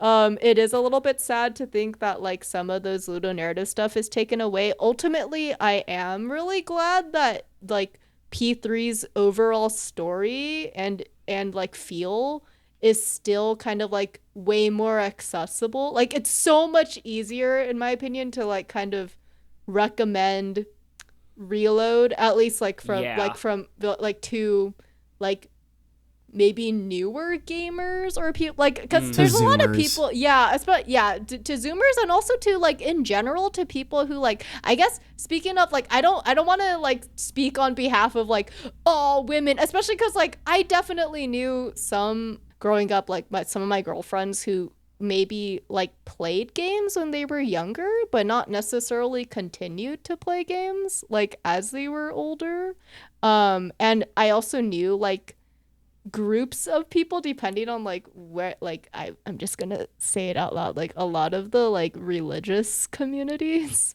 didn't allow, like the more conservative communities, if I can say it, didn't really allow, like they were more into like very defined gender roles. So a lot of the girls I knew from there, like a lot of my friends from there, like they weren't like allowed to play games.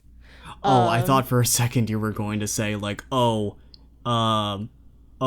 you know, fucking Shin Megami Tensei Satanic Panic type of shit.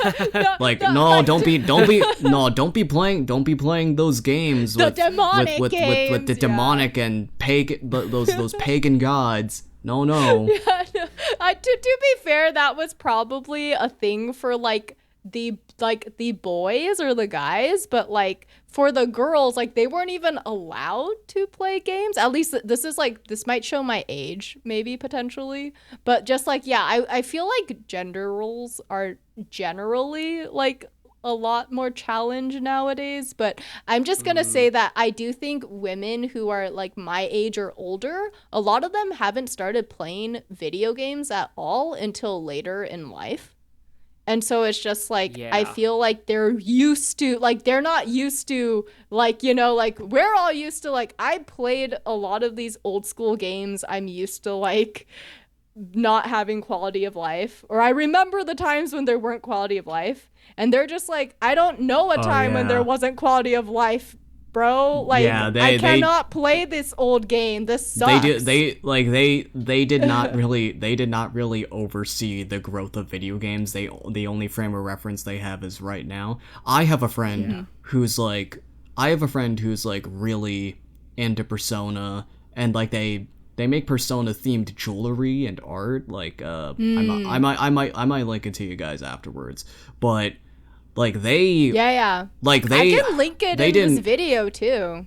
they didn't really, I don't know, like they played they played like maybe Freddy Fish like when they were a kid, but like other than that they didn't really start playing video games until they were 26. And like from there, like they really got into Persona.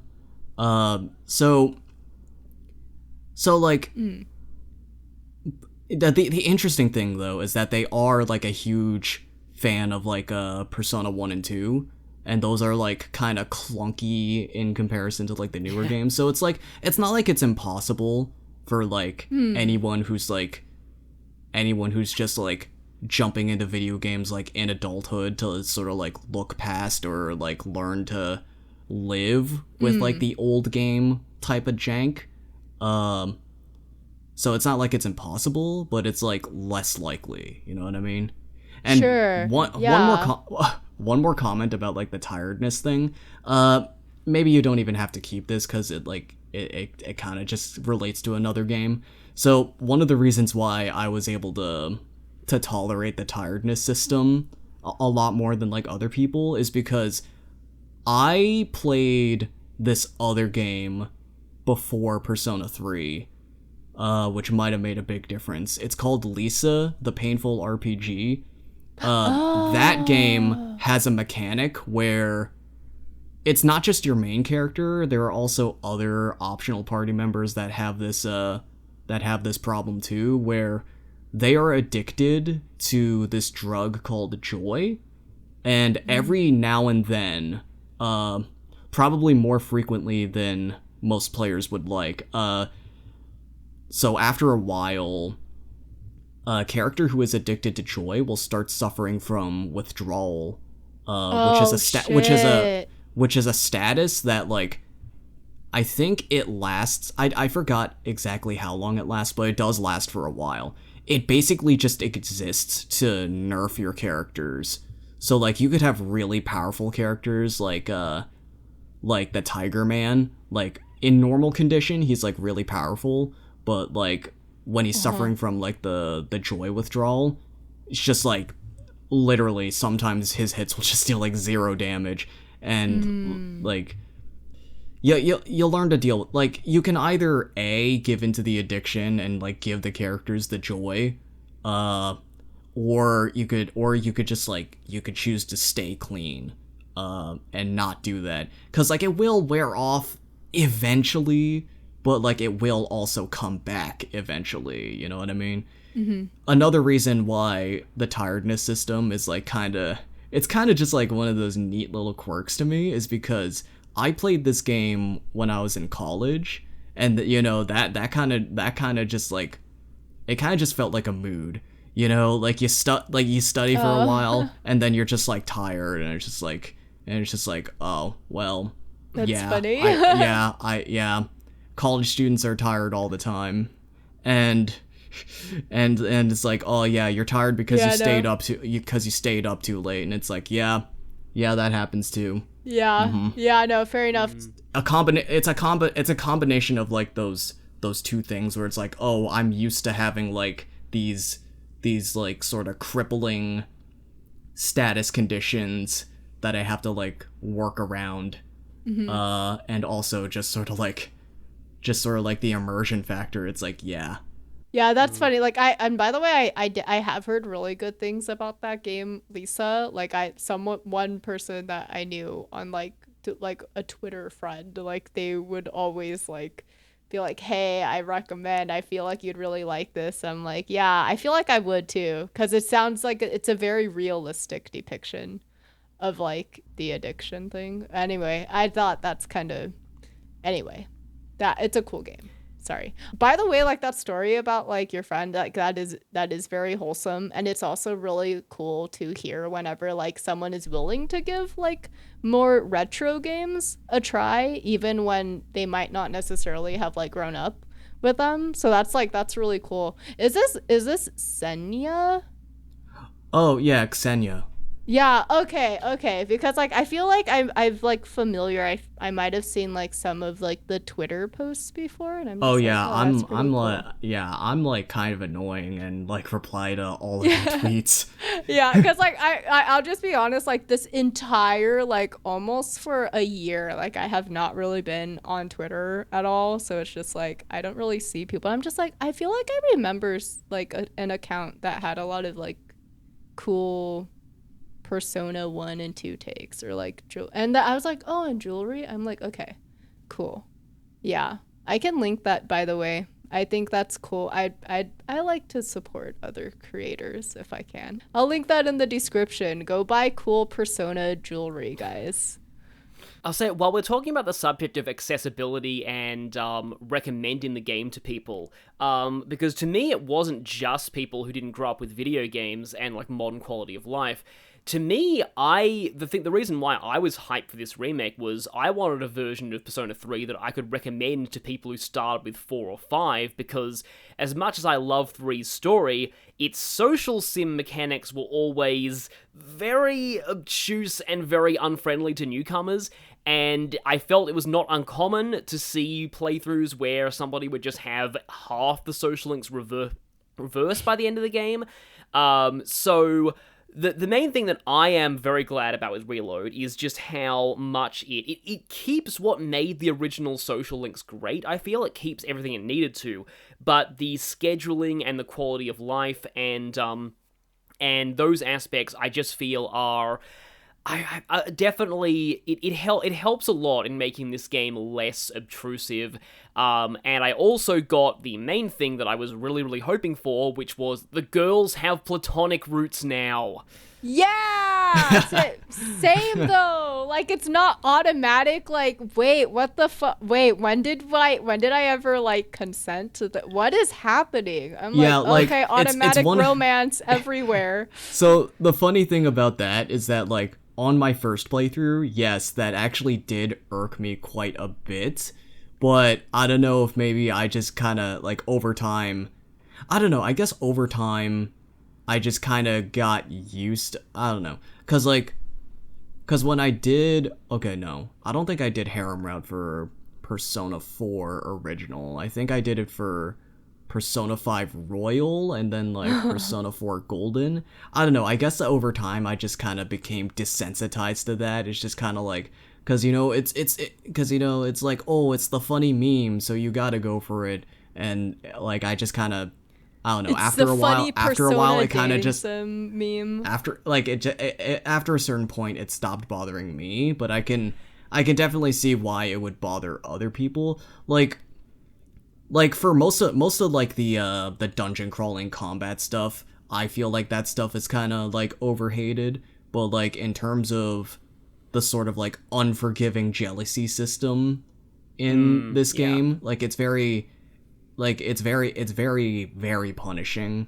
Like yeah, like I will fully concede that it's like that it's it's a lot, especially for the female social links, because like with the male social links it's just kind of like, oh, you know, don't ignore them for 90 days and it's like, okay, easy enough. But like with girls it's like it decreases, like the safety net like decreases like if you push the line too much. And it's like, oh, and here's the thing, I'm not even entirely against the idea of like a jealousy mechanic. I just think that I just think that like in this particular instance it was a bit too strict. Yeah, like Especially go Sorry, ahead. No, go ahead. I was saying, especially since, like, I think that a jealousy mechanic would be fine if you had the option, like, to choose not to romance people. If it was a punishment for, like, cheating on people, like, too much. Whereas in the original P3, like, all of the female social links, like, for the party and for several of the others, would automatically turn romantic. So, like, you couldn't even avoid the jealousy system. Like, it was just something you were forced to play around if you were going for maxing all the social links. And it's also only vaguely hinted at in-game, and it also, I've seen some people say this and stuff, and I think Lady agrees, it also definitely sets a bad image of women as well. So yeah, it's just like I really, it's not necessarily. Clarify what you mean by that. Like, because like on one hand it's like okay, it's good that like these women have standards and will like be not happy if you cheat on them, but also there's like this on the other hand where it's like, oh, Yeah. is like are women just going to unconsensually arbitrarily decide when you are intimate or what? It's more like, at least my like kind of reaction to it is more like, okay, so on one hand there's like the jealousy thing where it's just like, to be fair, it's just like, wait, why is this like really only such a big problem for like only the women, and not to say that like the male social links can't activate it if you go way too long, but it's like not as punishing as like the female ones. But that's less of like my problem with it. My problem with it was more just like, I get that maybe like I get that they're socialized, like in their in one of the dev interviews, like both Sojima and Hashino talk about how like they, okay, on one hand they didn't know like they like all the social links could be maxed, right? So that's one thing out of the way. But like they also mentioned in that dev interview about how like, oh, basically I didn't realize, like I didn't grow up with this notion that like men and women can just be friends, basically. And I'm just like, I mean, I feel like I'm not sure if I maybe would. I don't know if I would word it like that. I forgot exactly how they worded it, but yeah, it like wasn't worded. there like a lot of I've seen a lot of different people misconstrue this in multiple different ways. Like some people interpret this as like, oh, Katsura Hishino has never talked to a woman before, or No, some I shit don't. like I don't that. think And that. then some Yeah, people, no, I'm not. and then like stuff some like people, that. like the way I personally interpreted it was like, oh, he didn't have like any like casual friends with women or Yeah. anything like that. Yeah. It's like like the sort of like implications of that statement are like not very clear within this fandom, because like I have heard so many people sort of like freak out over like Katsura Hishino has like no experience with women, and it's just like, Yeah, no, it's just like, do we that's not true. actually know that or no? Because like I did try Google searching like, oh, does Katsura Hishino have a wife or something, and it's just like I got no results. So it's like but like regardless, it's just kind of like, I don't know. I feel like that statement has been a little bit blown out of proportion. Yeah, no, like I'm not like, to the people who are like, it's kind of insane to me that like people will read what like Sojima and like Hoshino said and kind of be like, oh my god, they're like incels. I'm like, what the fuck? Like, no, like that they were basically just saying that like they grew up kind of, I get the impression that they grew up in a time where it wasn't very common for just men and women to just like be okay with like, wow, you can just be friends, like you can just enjoy the friendship. And I don't really fault them for that, because I do think, especially in Japan, I do think that it is more conservative with like the like gender interaction, especially a long time ago. At least from what I know from like what my mom and like her family used to like explain to me. So I'm just like, I think it's more like of a societal expectation kind of thing, because they're like very old at this point. If you really think, aren't they like in their 50s at this point? So my basic point is that like Persona 3, Fez, it's more just like in general how every single like women's social link like was automatically going into romance. Like there was no option. Like that's the thing that was kind of just like, whoa, like why are we all like I kind of also understand that like they're coming off of a visual novels like were very very popular at that time, like the like the key ones where it's just like every route was like automatically kind of like romance if you chose that route. So it's just like I think it was sort of based on that too, like a lot of the visual novel like mentality of just like, hey, it's a it's sort of it's a social sim, but it's also kind of like a dating sim. So it's just like, oh, we didn't realize that like people would have a problem with like, oh, date like. Firstly, they didn't expect you to max out all the social links, and they probably also didn't expect you to max out like every female social link either. So I think because I forgot which one of you two said it, but like the whole idea of like, oh, like you finish a playthrough and you only like really maxed out like half the social links. I feel like that might have just been like the way they like not intended but like expected it to play out. Like I remember my first playthrough of Persona 3, I did not touch the bookstore once, and therefore I did not start the Hierophant social link. And if you don't start the Hierophant social link, you can't unlock the Temperance social link either. So the entire playthrough, like I just like did not get any fusion experience for those two arcanas, and I was just kind of like, why aren't there why isn't there a Hierophant or Temperance social link? I wonder why that is. And it's just like, it was like, no, I'm just dumb. You see, I was just like, I just didn't go to the bookstore because like I'm a typical Persona fan. I'm allergic to reading. Persona fans can't read. A classic.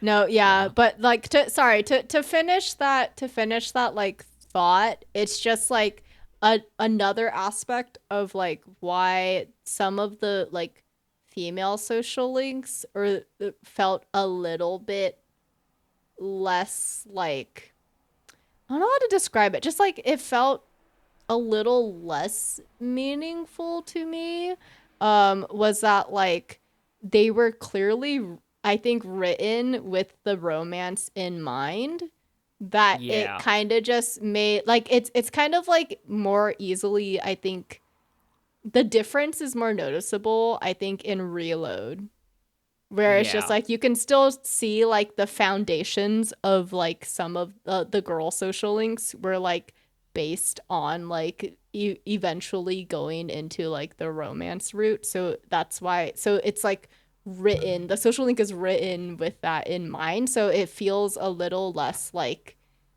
a exploration of like that character or the girl itself, and just like a exploration of like the relationship, which is, I mean, fair enough, but I just, from like a character standpoint, I kind of like for some of the girl characters it's worse than others, but I can see what you mean.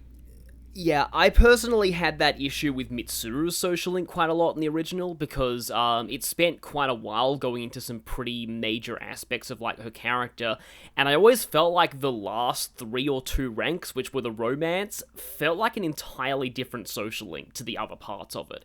I'm just like, there's a lot of like, people have their biases as well. I know a lot of people who really like that one, but like that was one that always had that issue for me. So Some of them I feel, in fact, actually, I guess this can also segue into which social links do we maybe like more in the remake than we did originally, because I have a few of these, but I do think one social link that I feel was definitely improved by changing the romance was Chihiro's.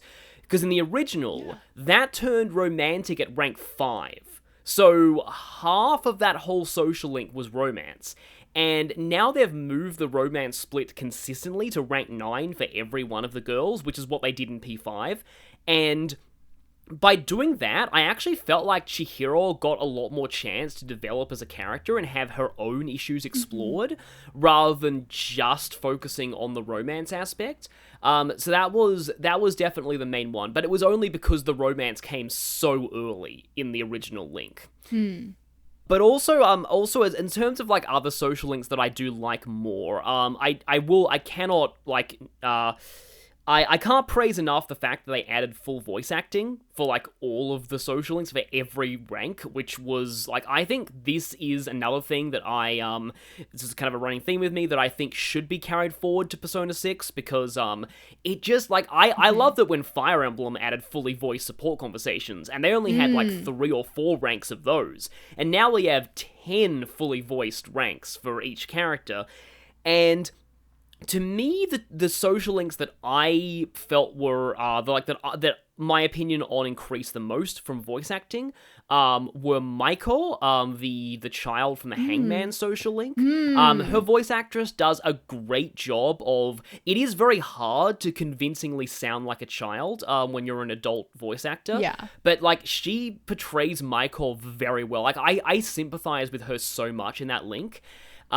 Just because of the voice acting. But the other one that really surprised me was Yuko, Strength. And I think this is a common opinion because I've seen... Yuko sweep. Mm-hmm. Yeah, Yuko has become... People didn't really... She was definitely the least popular of the girls in the original, I feel. And now, entirely... Like, her social link didn't even change that much, but entirely because it's voiced now, and her voice actress is just perfect. Like, she completely nails the character. I ended up liking Strength considerably more than I ever did. Oh yeah, I already liked the Strength social link before, but like I would say before the voice acting, it was like I would place Yuko in like B tier, but then like in Reload though, like after the voice acting, it was just like definitely gone up a rank, A tier.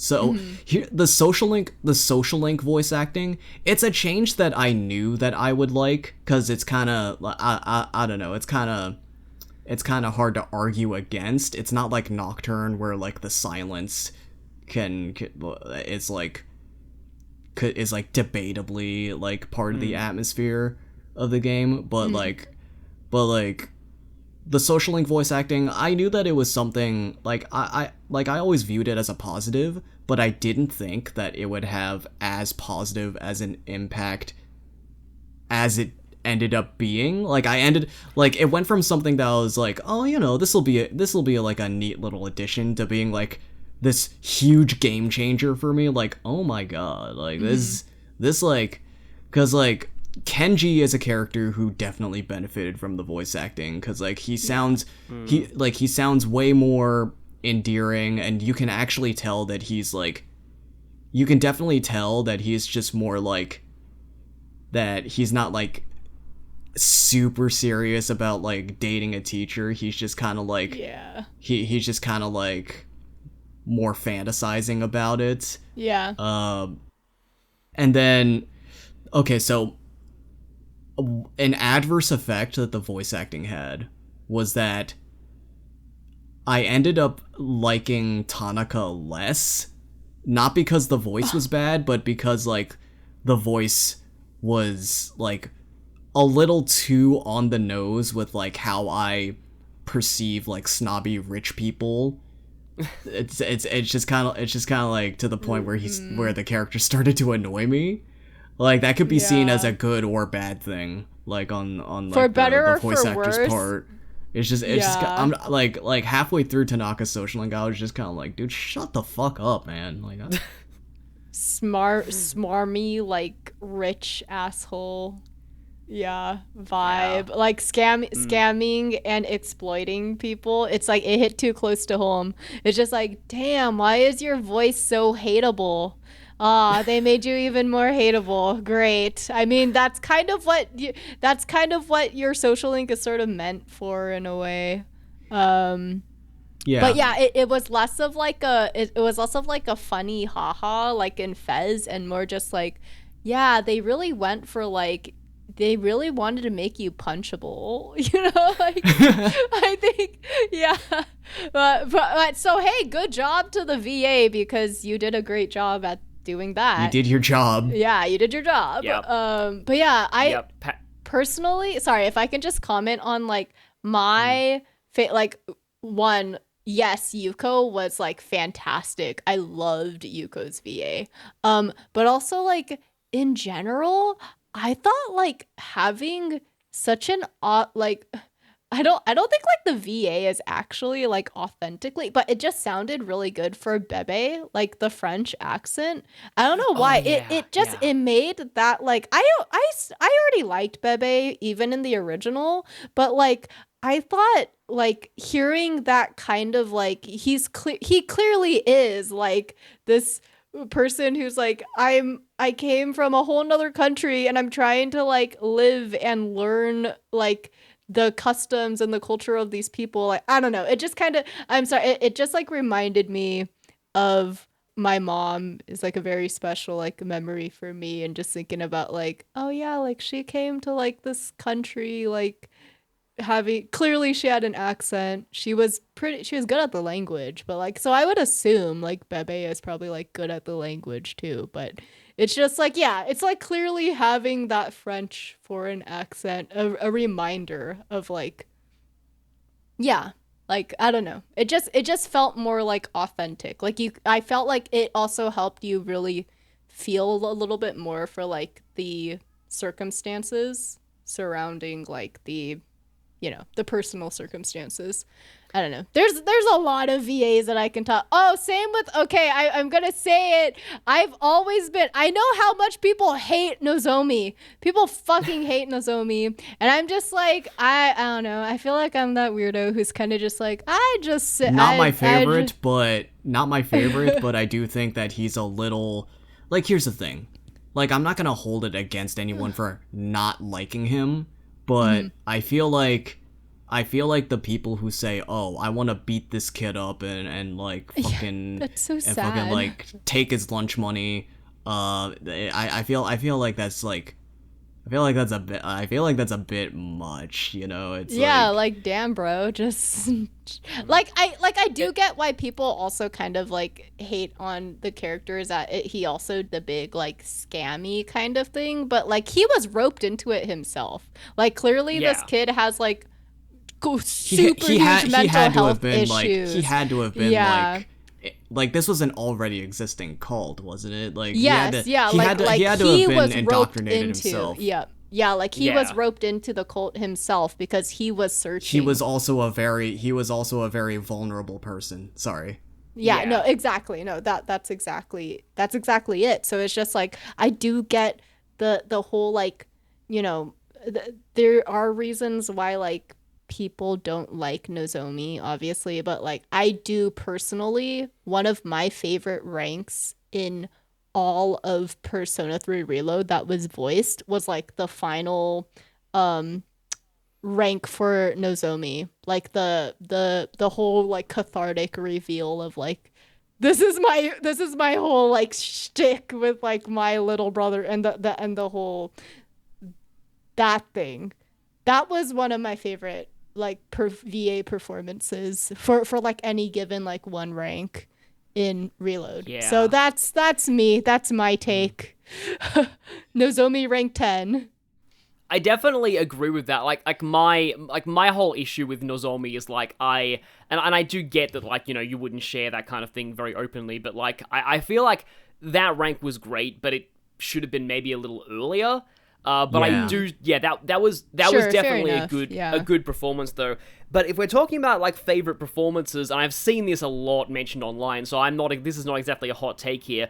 This isn't even a performance within a social link. It's actually the final day epilogue to a social link. But Akinari's mother.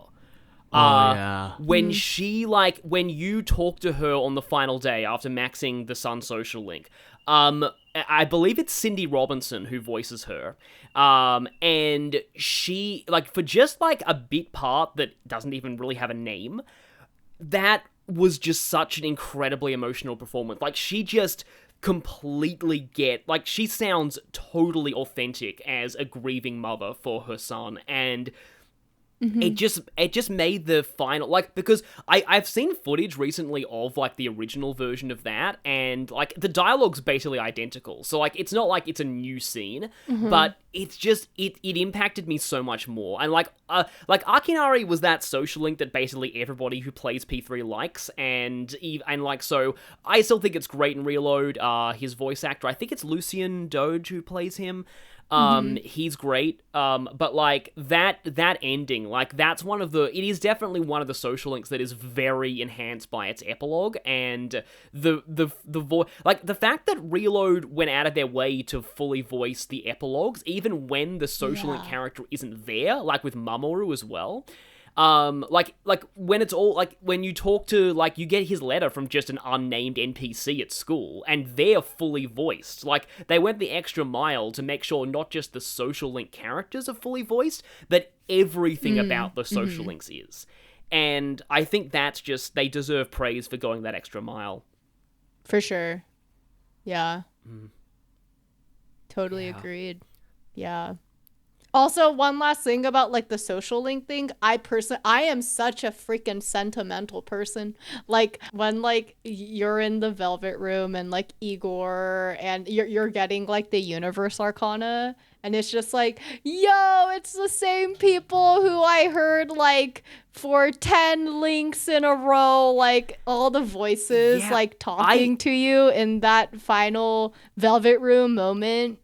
I don't think that was so voiced cool. in Fess. None of the social links were voiced in Fess. Yeah, Igor was in that scene, but none of the social links were. I actually I cried. I like cried when that happened. I was like, oh my god, this is true power of friendship. Okay, yeah. And that's kind of why I feel like this, voicing the social links is important, because it makes that final moment hit so much harder when they all come to you for the final boss, because it's the same voices you've been hearing for the whole game. For sure. I would say, like, overall, I mean, I guess, yeah, that for, like, in terms of, like, the social life sim stuff in general, I would say, is an overall net positive. I really don't have much of anything to complain about it. But like, as we're like sort of just talking about the social links in particular, yeah, social links, I'd say like are an overall net positive. The only thing I kind of wish is that, like, I know that most of the reverse flags for, like, dialogue choices are still, like, there. But like low key, I kind of wish that they could have added a couple more, but that's like that's not really like a massive deal or anything like that. Yeah, I am glad that reverse still exists, because that is, I feel like I rag on Persona 5 a lot in this podcast. I really love Persona 5, but one of the nitpicks I have about 5 is that there's no reverse at all, and that means it feels like you can get away with saying... Yeah, you can get away with saying anything. You can be as much of a jerk as you want to your friends, and they'll just stay friends with you. There's no consequences. Oh yeah, I remember there was this one particular dialogue option. Like if you chose to hang out with On for the Hawaii beach date, and when you buy the garlic shrimp, she's like, hey, you want to get some? Like, you can literally just tell her, like, you're gonna get fat. And I'm just like, bro. Dude. Yeah. Yeah, but like, Bro. yeah. So that's like, I do feel like I agree with Bubble Tea. There should be more of those dialogue choices. But yeah, I do think it's a good compromise to not have like the punishing jealousy mechanic or like the 90-day reverse timer, but actually still have reverse. I think it's important that reverse still exists. Yeah, it is a cool mechanic because it's just like let's like maybe realistically say like, hey, if I say some really assholey thing, maybe my friend would actually be like mad at me for a little bit. You can Who would've actually thought. you can actually do that with like most Persona 4 social links too. It's like the only reversible ones were Ebihara and like Naoto. And like Yeah, those they only- ones yeah, it was only ones two. okay, Ebihara is a little bit less obvious. But Naoto's is just like very, very obvious which one you're not supposed to choose. Yeah. Yeah.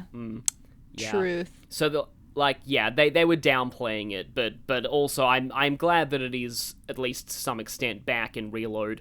Yeah. But if so saying, so just a segue here that Sorry. you're talking about Can I also- talk one more thing like before we segue Yes. then? So like to go off of like the reverse thingy and like how like it's nice that we don't have that like jealousy mechanic so punishing in like a game where like there's so much to do, especially because like they added the Link episodes, so it's just like there's just so much that you want to get done and do that it's like, wow, like your days like it gets to the wire, you know, what you're doing.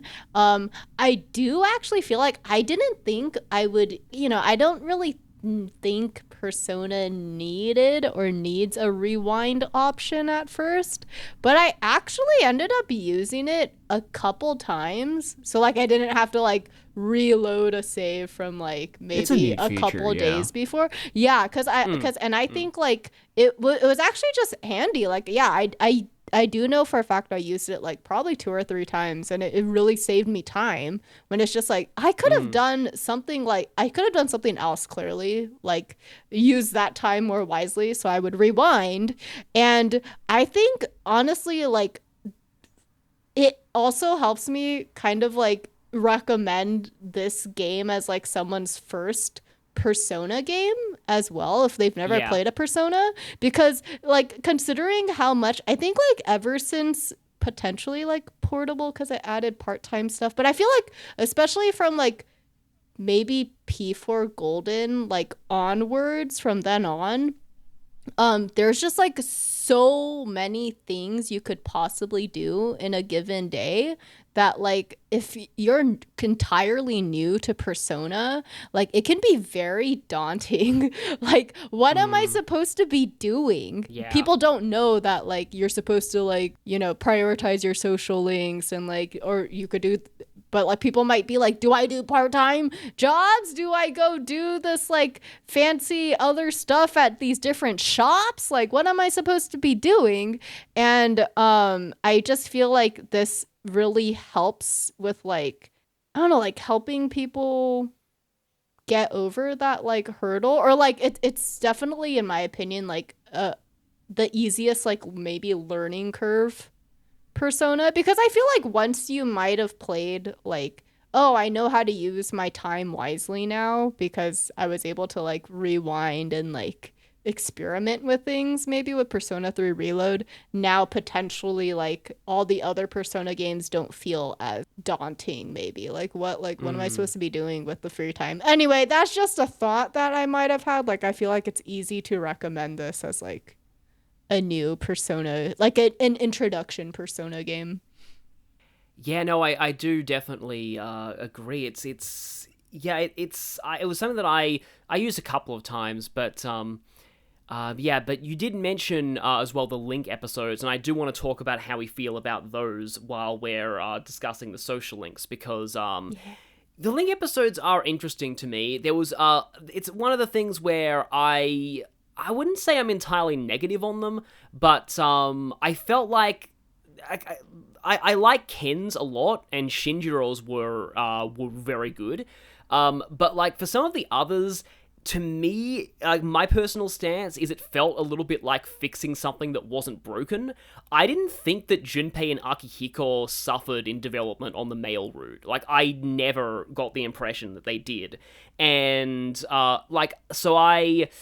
to me, like, they were okay, their episodes. I liked the pancake party with Akihiko in particular, and getting a little more insight into his adoptive family, like, with the medal, like, that was good too. But I also felt like, to me, I felt like they did take up days when I like that the Chidori like thing as well is integrated into Junpei's Link episodes, but I do, apart from Ken and Shinjiro, I didn't feel they were that necessary. Shinjiro's I like because of a weird thing that, like, in Reload it actually feels like he and Mitsuru were friends.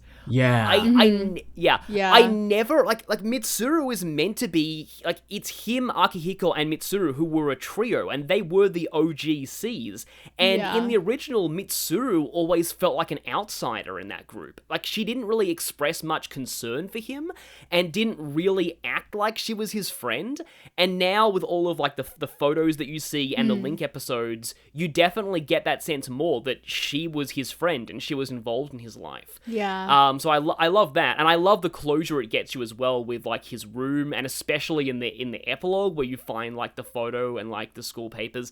It does give a little more closure to that.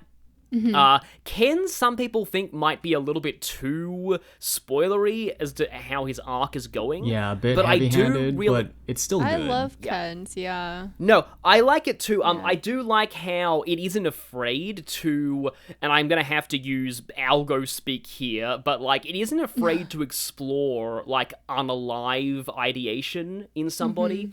I thought that was important to sort of spotlight with Ken, and it did enhance his arc a lot to me.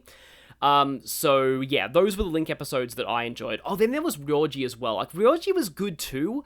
I do feel like my main problem with Ryoji's is they take up a lot of time in November when you really might want to be focusing on social links, especially Mitsuru, because she just opens up at the time. But his are decent too. I think most of his are kind of imported from Portable. Yeah, that's what I noticed. But, like, that was another case as well where I felt like I never really felt like anything about Ryoji and the protagonist bond was lacking in the original Fest story. I still got a good sense that was there. So, another case of maybe trying to fix something that wasn't broken, at least to me. Possibly a fan servicey thing too, because, like, well, I don't know about the male player base, but I know the female player base, like, really likes Ryoji, and the protagonist, I think Ryoji's cool as, like, a pairing. Yeah. I would ship that. Hell yeah. But it goes back into, like, why is it always like, let's kill our gays? Okay, no, I'm sorry. Going back to that, like literally Roji's thing, in my opinion, I think from a writing so even though I personally, like, it never really bothered me on, like, a personal level. Hey, the writing could have done more to maybe, like, sell the protag and Roji's, like, bond or relationship or something. I feel like it was a criticism I heard. Like, not often, but, like, still, it's something that I heard a lot about Fez. Like, bro, we barely even get, the only time we hang out with Roji is, like, at the Kyoto thing. Like, other than that, it's like he's kind of hanging out with Junpei, and then it's like he's not even really hanging out with us. But it's just like, yo, I think, like, Reload addressed, like, those criticisms really, really well. Like, I think they did the best they could to really establish, like, like, Roji, we are buds, or actually more than that. Truly, I'm a ship. You sold me on the ship. I ship that. Yeah.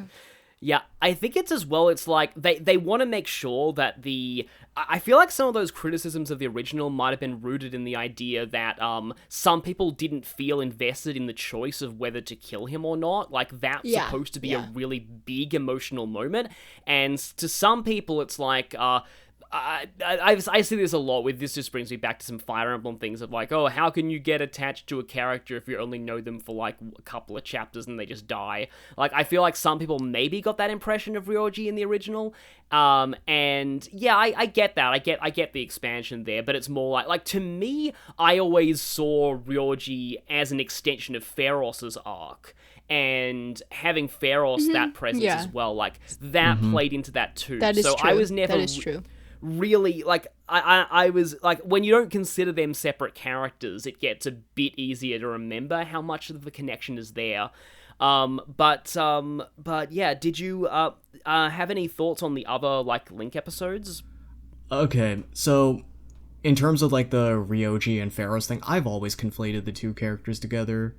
Like it's not really like the game or the story really tries to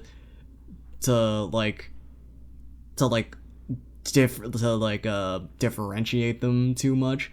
And also the thing about like the choice to kill Ryoji or not, you see, like, even discounting like, okay, however attached the player may or may not feel to him, like, the most of the weight on that decision is less about like killing him, because like he himself even says like hey, don't worry about killing me, like that it literally means nothing, because like it just means I go back to Nyx. And no, he says he's gonna like lose his consciousness anyway. Yeah. Like he's gonna be absorbed into Nyx soon, regardless. Yeah. Like, most of the weight of that decision is like, do you want to erase your own memories for the sake of your own like for the sake of your own like blissful ignorance, or do you want to like, or do you want to like face or do you want to like face like your inevitable death like head on?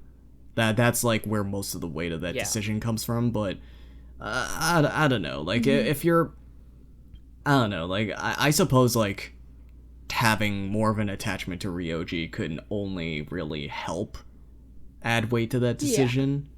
In terms of the other linked episodes, I agree that Ken's is really good. They like, it's kind of like a two-sided coin, where it's like, on one hand, it's like you kind of need to sort of know Ken's arc at least a little bit first to like fully appreciate the linked episode, because from a perspective of someone who's played Fess and Portable already, it's like you already know what kind of thoughts are going through his head, and it's just kind of like, oh, now you can actually you can genuinely see in front of your eyeballs that like, oh yeah, this kid was actually thinking about like unaliving himself. Like, he's just like, oh yeah, you know, if something ever happens to me, like, you can literally just take all my stuff, take care of my hamster, take care of Hamburger for me. And I'm just like, oh my god. Like, Ken's he's only 10 years old. Ken's is really good, but also it's kind of just better for people who have already played the original. Shinjiro's is really good. I've never been of the mindset that like, Shinjiro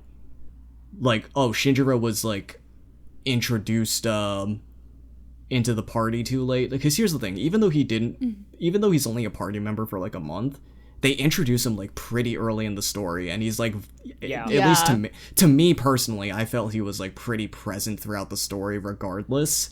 So it's not like they didn't get to do enough with him.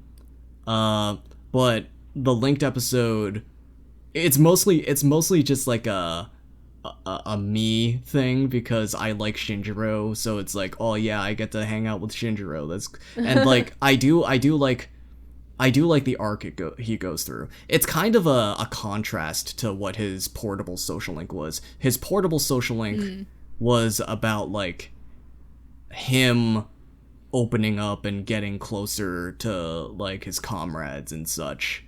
to the point Yeah. where he like actually starts to grow an attachment to life. Like for like he was like he was like ready to die, but now he's like actually he actually doesn't want to. Yeah. He's actually hesitant now. Whereas his linked episode in Reload, it's more about like him pushing everyone away, and you just kind of have to like you have to sort of break through those walls he's putting up around him. Yes. Yeah. Junpei's, it wasn't entirely necessary, but I wouldn't really say that it's like bad either. I feel like these it's pretty obvious that these linked episodes are mostly there for people who wanted social links with the male party members. Yeah. Like it's not like super essential to his character, Junpei's particularly, but there are good moments, like when he contemplates breaking open a watermelon with like his childhood baseball bat, and then and like there are good moments, but it's just not like one of the stronger ones, you know. It's sort of one of those things that you could live with it, you could live without it. Same thing with Akihiko's. Personally, I think Akihiko's was kind of like the most underwhelming. It was kind of like, on one hand, I think it's cool that we actually get to acknowledge like his foster parents, but on the other hand, it's like I didn't personally get much out of it. Like it was just kind of a lot of it was just kind of more of the same thing. I felt the same way about his portable social link too. It's kind of like it's just kind of more of the same thing that we already know about his character. What other linked episodes were there? I think that's Koro. Koromaru. Okay, I wanted to be the first one to bring that one up. Okay, so even though, like, on paper, you could argue that like this was not necessary at all, my answer to that is shut up. It's fun. Koromaru's linked episode is like, yeah, Koromaru, Ken, and Shinjiro, those are like the holy trinity. Those are like the three that I liked the most. I really liked Koromaru's linked episode. It definitely leans more into like how he perceives like this ongoing fight. Like from a dog's perspective. His social link in Portable leaned more into like other sort of aspects of his character, like how he, like, I remember there was this one in particular where he brings food to like a lost puppy at the shrine, and then like in his linked episode for Reload, let's see, there was there was this dog that was like not abandoned by its owner, but his owner came down with apathy syndrome. And it's sort of like it brings up implications that you like otherwise never would have thought of in Fess or Portable, where it's like, okay, yeah, if someone coming down with apathy syndrome, like there are more consequences to it than even the main story implies. Cause some of these people, they might be parents, they might be pet owners, and like what's gonna happen to like the people who depend on them. They have to be they got to get handed off to other family members and such. And it actually, like, it has a lot of wholesome moments, because like, you know, he's a dog, so that's kind of inevitable. But it wasn't like that one serious moment was like kind of enough to like really sell me on it. The one sad thing is that like at the end of that linked episode, he's like Koromaru wants to Yeah, he wants wants you to as li- his owner. he wants to go with the protagonist. He wants you to be his new owner, Mm, but that doesn't happen. yeah. That's Yeah, unfortunate. it's sad. I still have more to go in episode, I guess. I don't know if anything is different at all. I like to have thought that like maybe all these new linked episodes and like also the social links, like people make promises with the MC that they didn't necessarily do in the original Phasor game. I was just like, is this gonna affect the DLC at all? I guess I personally we have to go see. Like I haven't finished the thing yet. But yeah, like in general, I do really like like the Koro thing. It was a really great like reminder. I'm glad that it was included because it kind of hit home for me sort of too because like I for like social work stuff in the past like I used to um like volunteer slash and then later like interned at like this adult day center. So it's just like I have a lot of experience working with like older adults, like Mm, geriatric, if you want to use like the word medical term, I guess, word. But like something that does happen a lot, unfortunately, with like that population is that like people get too either too old, so like they're like physically incapable a lot of the times now, like that like they have so much like mobility and disability problems that it's like they can't really take care of pets anymore, or like they or like mentally, right, like they unfortunately there's like dementia or like Alzheimer's a lot of the time that happens to people and they can't take care of themselves or the pets anymore, or it's literally like, well, now they're like passed away and now like well, we have to like give these pets to like rescue a lot of the time. um but yeah, like but so yeah, I'm glad like that topic is visited in like a Link episode because it's just like yeah, like this apathy syndrome, it's like a literal public health hazard. Like it is affecting yeah. the literal fabrics of society because when one person is gone, it affects like their family, the entire community. Yeah, their work, like whatever they were doing for work, like it's pretty insane to think about like realistically how awful, like it's literally a pandemic, right? Like it's literally just like its own like version of like C virus pandemic.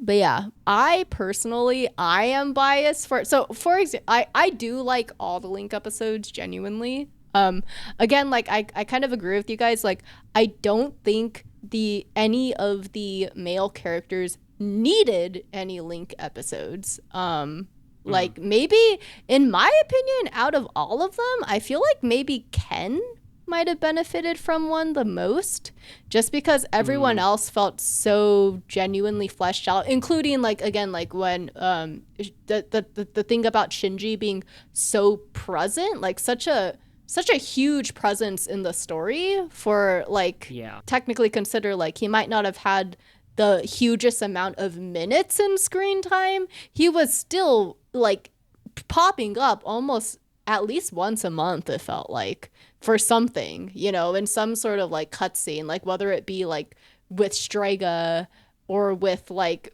you know, helping you get like find Fuka basically, or yeah, there were just a lot of moments that like he came up in the story.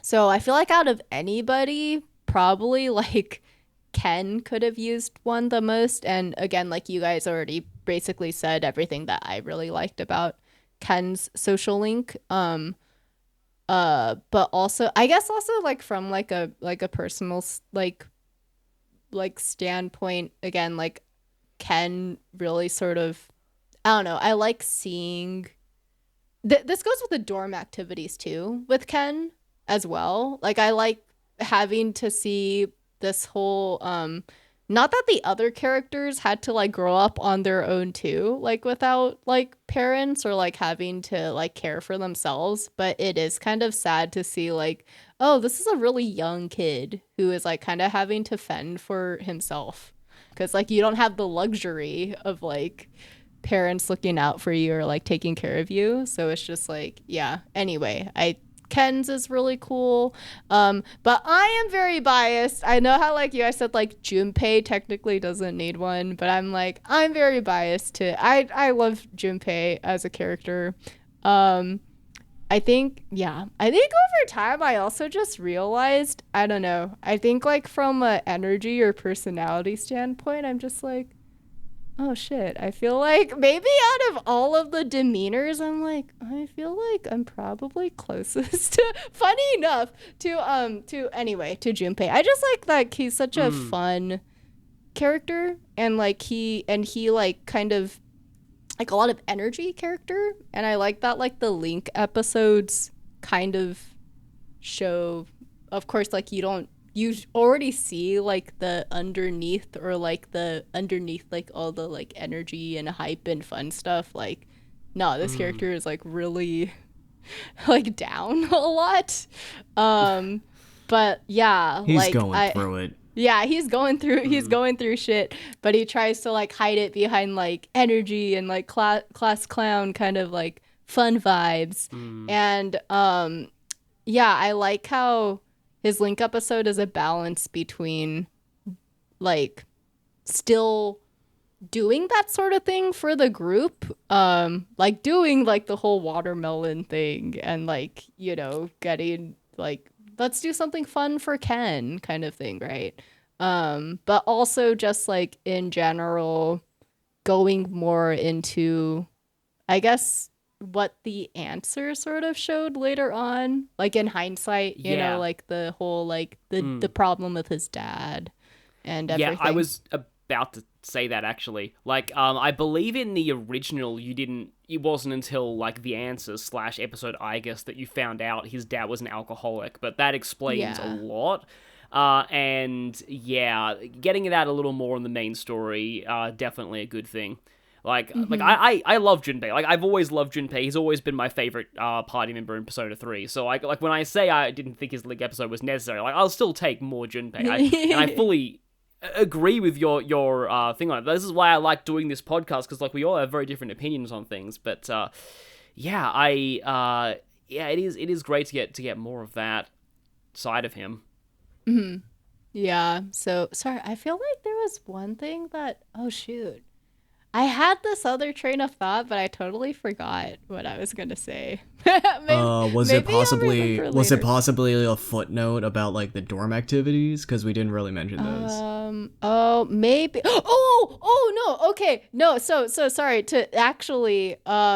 I think it's because you spoke, it reminded me. So you brought up how like Shinji's Link episode is like really cool, how like it differs from like the FemC's social link a lot. And I do like how the contrast of like how the Shinji and like male protags, like I guess relationship works, is cool. How like I feel because of the FemC's like also partly her like demeanor and like how she's like viewed as characterized as like a more like people person, or like it feels like she puts people, I don't know, like ahead of herself more in a lot of ways, like kind of like basically, in my opinion, like it's sort of similar. I just liked how like I think it helped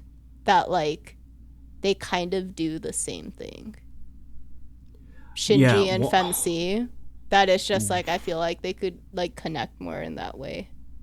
One particular moment from Shinjiro's Linked episode that I really liked was, so basically Mitsuru's the one who's telling you like, hey, give him this form, get him to sign it, get him to come back to school. And Shinjiro's just kind of like, you really shouldn't just like go along with what everyone tells you. Like that's how you got roped into being leader. And that's just kind of like honestly, that it almost kind of feels like they're acknowledging a part of like an implicit part of the male protagonist's personality that like doesn't get as emphasized as like some of the personality traits of like the female protagonist, is just sort of like, yeah, the protagonist does like kind of do that. Like I believe in the first movie, Yukari kind of grills the protagonist about it, like, you just kind of go along with what everyone wants, and that's like, and like, and they're a little bothered by it, and you know, I think that was, I think that was like enough. I think that was a neat acknowledgement, and also kind of like his own way of showing that like he cares. Yeah, that's true. Yeah, I do think that's a good take on it. And like, because Femc makes it feel like she doesn't necessarily go along with things, like she wants to do it.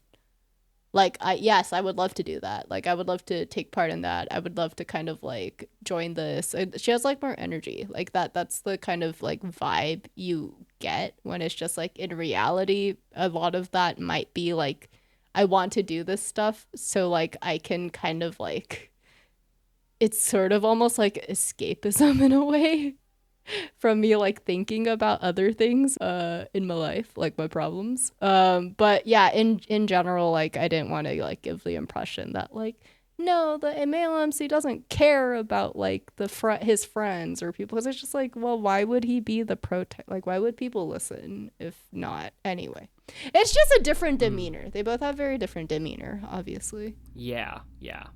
But yeah. Does anyone else have any specific like dorm activity stuff you want to like talk about too, or just like?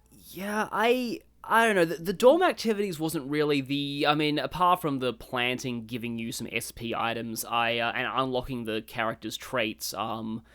There's not like a whole ton I have to say about the dorm activities, except, okay, Aigis are pretty funny. Especially when she gets into like that whole Yakuza manga. Like that one's pretty good. I do like the references, yeah. Yeah. They're not like a huge, to me, they're not like a massive, like enhancement or anything, but they are nice. Like the thing is, I suppose my main criticism of them is that like they were clearly added so you had more things to do at night, because the original P3 just did not have a lot of night content. I don't know about you two. I still felt like there wasn't enough to do at night, even with the dorm activities. Yeah, I felt that in the final months. After a certain point, yes. Like it was like it definitely felt like it filled up more of that like void.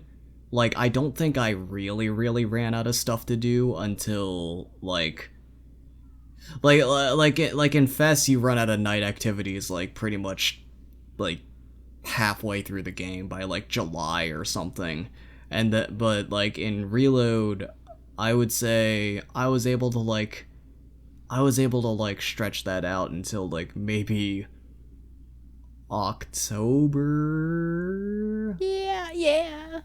Ish. Something like that, yeah. Yeah, It's definitely better. Like, I did feel like it, and I suppose it's more that, like, just in those final months of the game, that is when you really start noticing, like, because that's when you start maxing more social links, and there's less to do in the daytime, too, so when you also have less to do at night, it's like, that becomes even more noticeable, I suppose. But, like, I do definitely, like, before you get all the traits on the characters, then there's definitely a little bit more to think about, with your nighttime activities. There's also the website you can use to increase, like, social link points with people, like, like that site. Like, that was kind of a nice use of time. I'm glad they put that in, but, like, I'm glad it's also, like, a nerfed version of Chihiya's ability in Royal, which didn't use time at all. Like, I'm glad this one actually does have a drawback on it, but it's nice to have something like that in the game. I believe the original did have the shrine where you could do a fortune, but that was a daytime thing. Like, moving it to nighttime, again, just expanded on the nighttime stuff a little bit, but, yeah, it's just overall some of it. Like, they're nice, but it's not my favorite aspect of the game. Again, aside from the funny stuff with Aigis. This is actually a bit of a, like, I don't know if this is too much of a topic swerve, but thinking about the Link episodes, there is one thing that I did want to bring up, and it is how you felt about Takaya and the sort of expansions they did on Strega in the remake. Because to me, again, this, I felt similarly to how I felt about a couple of the Link episodes, like Akihiko's, in the sense that, like, I always liked Takaya as an antagonist in the original. In fact, one of my biggest Persona hot takes is that Takaya is my like, of P3, 4, and 5's overarching human villains, Takaya's actually my favorite.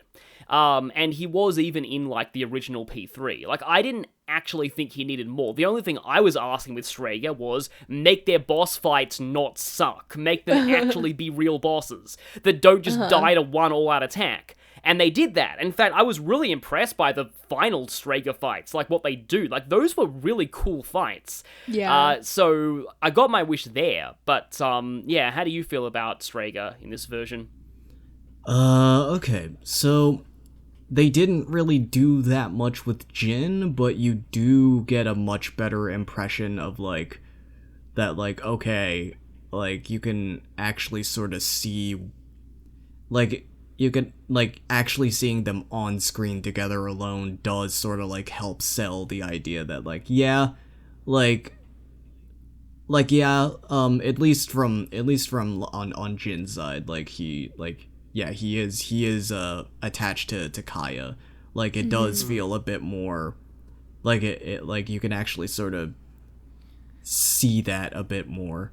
And the scenes with Takaya, like, I'm kind of neutral towards them. It's like they don't detract anything. Like the one where he, like, talks to you right before the typhoon hits, like, it's a nice set piece, but I don't really think they added that much to his character. It's really just they're mostly just kind of there for flavor, and there's nothing wrong with that, you know. Like, it doesn't hurt or help, like, at all, really. As for their boss fights, I don't know. I lost to Jin and Takaya once, but then, like, their end game fights, while they do have, like, cool moments, like the injection with Jin, and then, like, Takaya using the fucking archaic Stone Age fucking evoker to use his theurgy. Like, those are cool moments, but, like, the fights themselves, honestly, I would say that they are not really much harder because of, like, how powerful you can get by endgame. Yeah. So I don't know. Like, I guess there is, like, a net minimum positive there, but it's not like by much. Like, I was under the opinion that, like, yeah, Takaya was like mostly fine. I agree with that.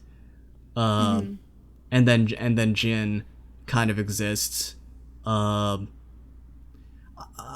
will say, like, that, like, his existence is a bit more like it's a bit more like, okay, I can, like, acknowledgeable. Like he doesn't really do much, but, like, he like, I feel like now he's at least, like, worth acknowledging. So again, net positive, but, like, not like a huge game changer or anything like that. Fair enough. Oh yeah, and Chidori is about the same. Yeah. Yeah. Yeah. I feel like I'm more of, like, I lean more towards, like, I really liked how they were portrayed more in Fez. I don't know. Not that, like, it's not like I hate on the new reload stuff with Strega, but, like, this is more of, like, the hot take, right? Of, like, how I really think, like, the personality wise, I really like how Takaya and Jin. And I mean, Chidori is kind of the same, really, like personality wise. Even though like her VA is definitely like really cool, like really great. But like, yeah, other than them, like Takaya and Jin, I've always had maybe the hot take of like, especially now with Reload out. I like there's like this huge like under like mystery to me. I feel like a lot of people don't really care enough about them to really care, but I'm just like more like, damn, what is this like? This is like some weird both childhood trauma and like weird like relationship codependency and also like cult trauma, because like Takaya is a cult leader. Like and like the way Jin talks about Takaya, you're just like, damn, this kid had like nothing to latch onto, but like this guy who is definitely saying like, I became a cult leader because it's my way of coping with childhood trauma, basically from the Kirijo experiments. And I'm just like, dude, to me, there's just so much like interesting like speculation about like just the entire Strega trio in general that I personally like. Like I kind of like the ambiguousness, like the fact that we really don't know too much or that much about them. But to talk about Takaya in general, I kind of don't like how Reload to me makes him seem less sure of himself, in my opinion. Like I really liked how in Fez you never got the impression that like he was like questioning his power in regards to like the protagonists kind of thing. It's just like, it's literally just like, I have this much confidence in myself, like, well, if I lose, so be it, but I have like, I'm not like jealous, I guess, of like the MC or the protagonist. Does that make sense? Like it in Reload, it kind of, I hate to, okay, like spoilers for like Persona 5 if you haven't seen this part, but like I think you're going in the exact direction I'm gonna go in. Okay, because I personally think that like, why are they trying to sell Takaya like an Akechi light? Like you didn't have to. You didn't have to do that. Exactly. Just let him exist as like the narcissistic confident cult leader who I don't care. I don't care about the protagonist's power. I'm not jealous of it. I'm that confident in myself. Whatever. Yeah. You know? So that was I did that not was think the, of that. like that's what I like it's a bit of a like I don't know if this is a bit of a like a conspiracy-ish theory on my part, but this is the thing. I got the sense that by they were clearly trying to set up Takaya having more of a dynamic with the protagonist, and I'm like, they're trying to make them Joker and Akechi, aren't they? But they're not Joker and Akechi. Like that's a totally different storyline.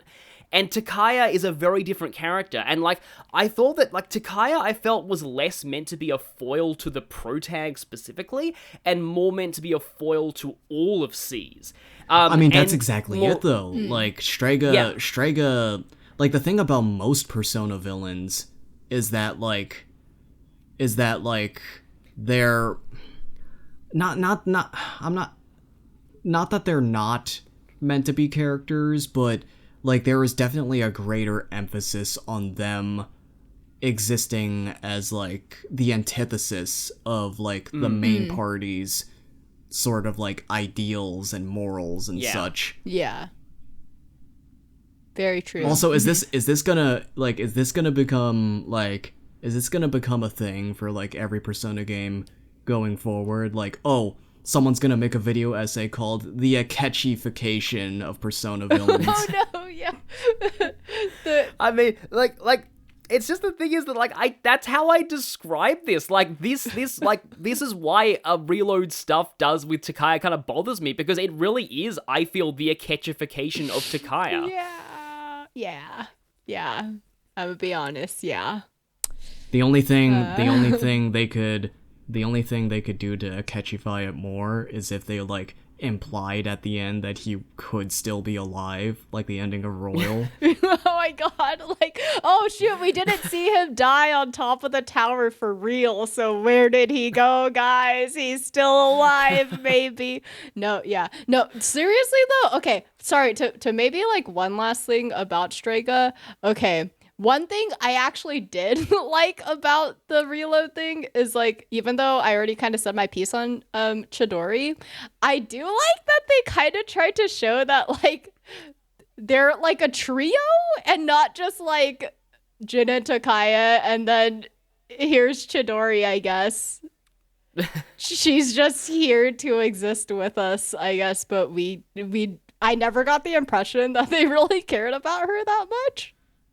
It's like Sonic 3 and Knuckles, and then this is just like Strega and Chidori. And Chidori. Yeah. Like, she doesn't really fit in anywhere in Fez kind of feeling, but they did try to kind of, fix the whole, like, oh, they were trying to save her. Like, they're being like, what do we do about Chidori? Like, and he's like, we gotta wait for our moment. Like, we're gonna go save her, though, So it's just like, okay, yeah, they actually cared. Anyway. Yeah, because that was actually a thing as well that, like, I guess, like, back when I played the original, like, P3 for the first time, I was obviously less mature and cognizant of a lot of these, like, things about, like, abuse and sort of unhealthy attachments and stuff, but, like, back in the original, it always confused me why she went back to Strega, like, willingly. And I feel like it's maybe a little bit clearer in Reload. Yeah. Yeah. That attachment to, like, they're the three are the only things they've ever known. They develop that like trauma bond, because like in genuine, like, trauma bonding is a thing. So I feel like, all three of them survived that experiments together. We don't know exactly how bad they are, but clearly they were bad. That is just like they all trauma bonded together, I guess. Yeah. Yeah, and if I can say, like, one final thought that I have on Chidori, just while we're on the subject, it's that, like, I have this weird, like, thing with her voice acting. I broadly prefer her voice actress in Reload. There's exactly one moment, though, where I like the Fess performance more, and that's when she gets her evoker taken away. In Fess, same. she basically goes feral, like, when that happens. Like, she completely snaps, and it sounds like she just, like, she has been so mentally conditioned that she cannot live without this thing, and, like, her reaction's a lot more subdued in Reload, and I feel like it's just, like, in the original, it felt like, I don't know if I want to say, like, an addict having their drugs taken away, but, like, even worse. Like, it felt like that was her whole life. Like, she screamed in the original, like, and I think it was a bit more downplayed in Reload, but the rest of her performance I prefer in the Reload. Yeah. I guess all in all, this might just be a me thing. Like, I like the English voice cast of Fess, but I don't have, like, a huge attachment to them, because I usually play Fess undubbed. But for Reload... okay. For Reload, like, I definitely prefer the English. Like, the Japanese voice actors are all the same as in Fess, but for some reason, like, this might just be a me thing. This might just be me being more accustomed to Fess, but, like, the Japanese voicing in Reload kind of sounds like they're doing imitations of themselves from Fess. Oh. And that was just kind of like, oh, yeah, I'm not sure if I like that. But, like, with like the English voice cast, it was like a fresh new take on the characters, which I'm actually quite fond of. I actually think I actually think that, like, everyone except maybe Akihiko, I prefer the new voice cast. Nothing against Alejandro Sab. Like, he does a fine job. It's personal preference.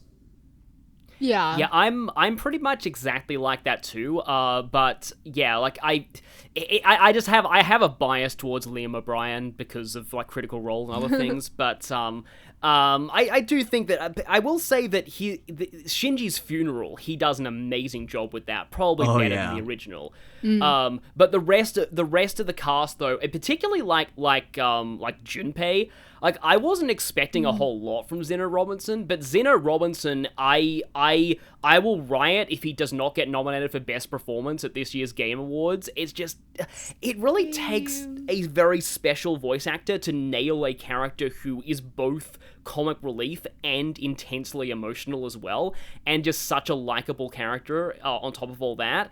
Like, Junpei was always my favorite, but just Zeno Robinson absolutely blew me away with his performance in Reload. And then in terms of others, like Fuka is really, really good as well. Like, she's like, she was one of the more iffy performance in the original. She's incredible in Reload. Definitely, it's like as much as I thought like Wendy Lee in spin-offs was fine.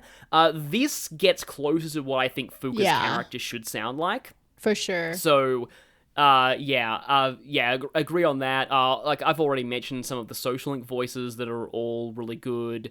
Mitsuru also, like, okay, one moment with Mitsuru, a lot of the time, Allegra Clark kind of sounds very similar to Tara Platt's take, but, during the Fuka part of the story, where she's like confronting Ikoda about not doing anything about the bullying, the sheer amount of, like, you could hear the, like, icy fury in Mitsuru's voice in that scene with Allegra Clark's performance.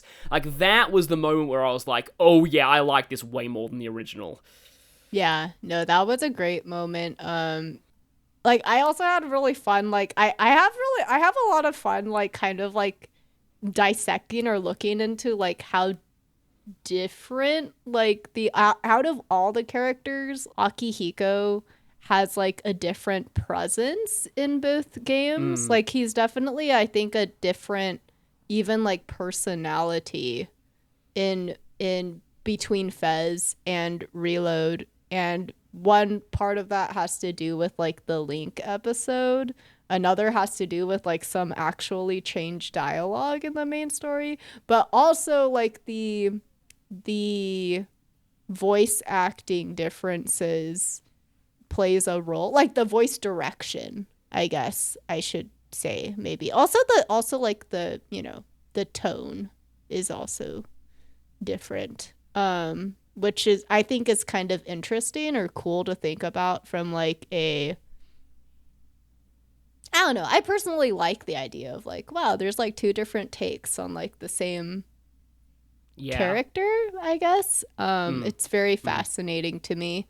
But like, I do totally understand, like, it's definitely like people's, like, it's totally everyone's prerogative to like choose like which one they like better, because in my opinion, like, they're just such different characters. Unlike, because everyone else, for the most part, like, the demeanor is still sort of the same at the end of the day.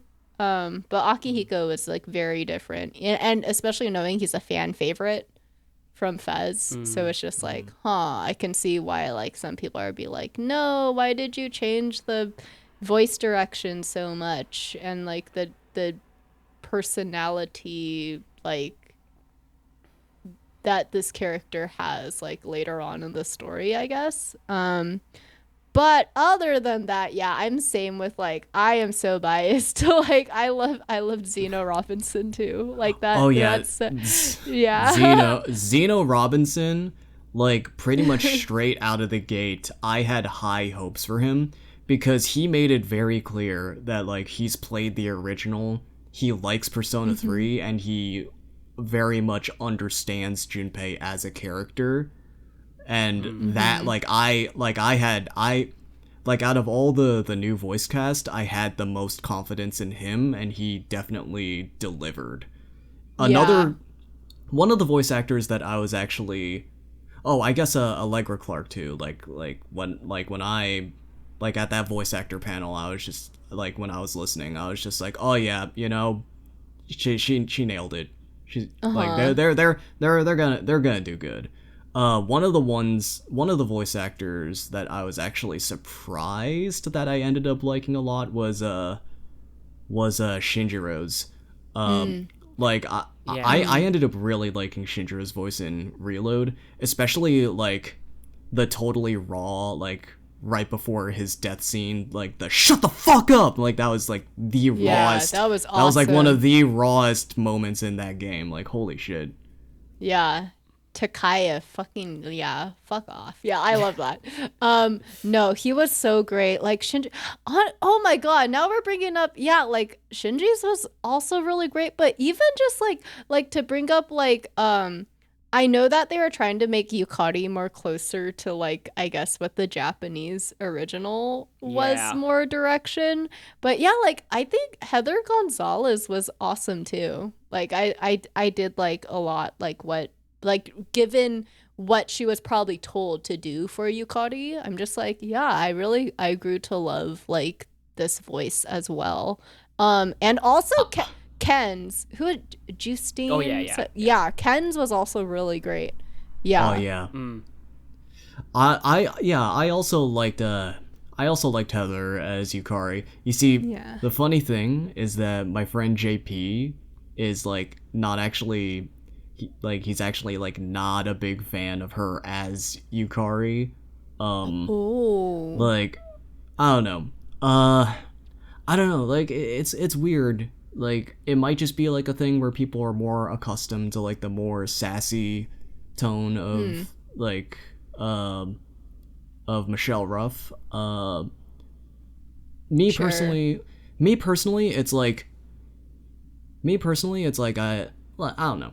I could go either way. Like in for the purposes of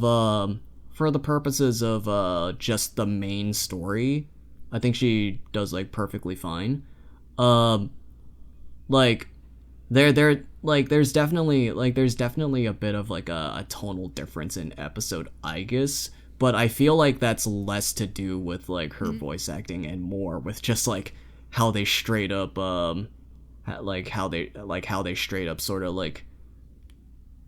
how they straight up sort of danced around the dialogue, and I like that's a little bit spoilery, but also I don't think I got also to that also part yet. also to be fair, like in an interview they straight up admitted that they would do something like this, so like I don't know, I'd say that's fair game, but like still low-key kind of spoilery. I understand. Yeah, this does bring me into something as well, because I do really, really like Heather Gonzalez's take on Yukari, but this is something that I wanted to get to at some point in the podcast, that, and Lady has gone into this in her own analysis of the game, but, I do feel like with Yukari mostly, but a little bit with Junpei too, they may have overcorrected for their flaws, towards the start of the game.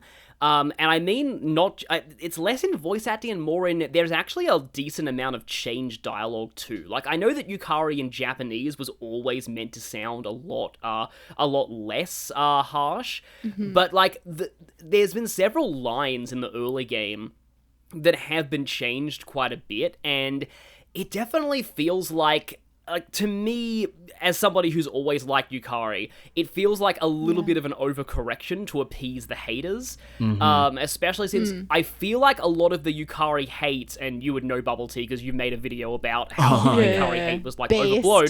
A lot of the Yukari hate, and I hate to be, I don't want to be someone who's like, oh, if you don't like a character, that means you lack the reading comprehension to understand them. But like, a lot of the Yukari hate did come from a place of people playing P3 before they were emotionally mature enough to really get the nuances of her, like, trauma and her, a lot of why she acts the way she does.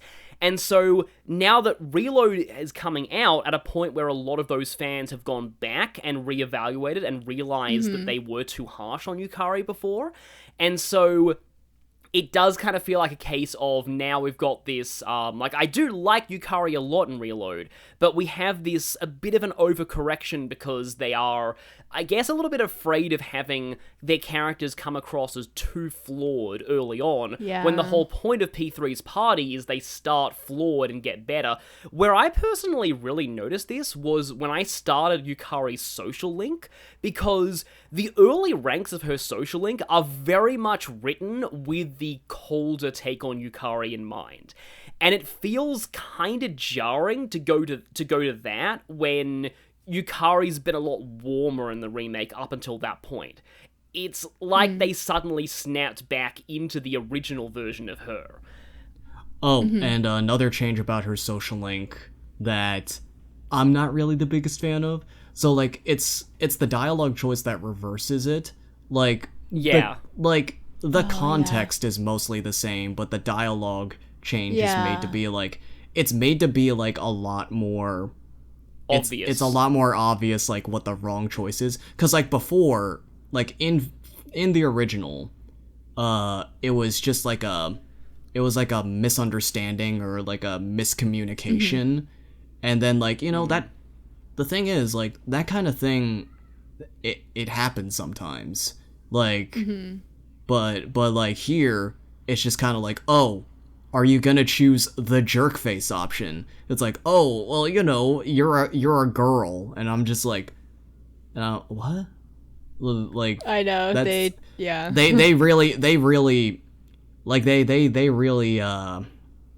really put on the safety locks. Yeah, it's really on the nose this time around. Hey, this option, maybe don't choose it. You know, like, oh my god. Yeah.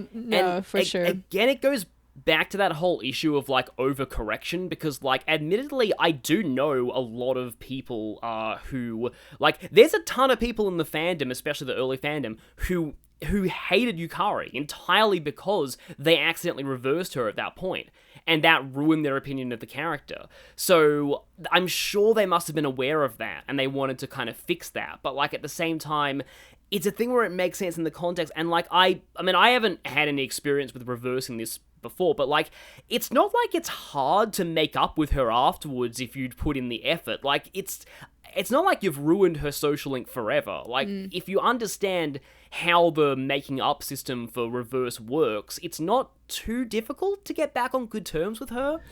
Yeah, and also, like, just like, I don't know, I feel like, what was my point here?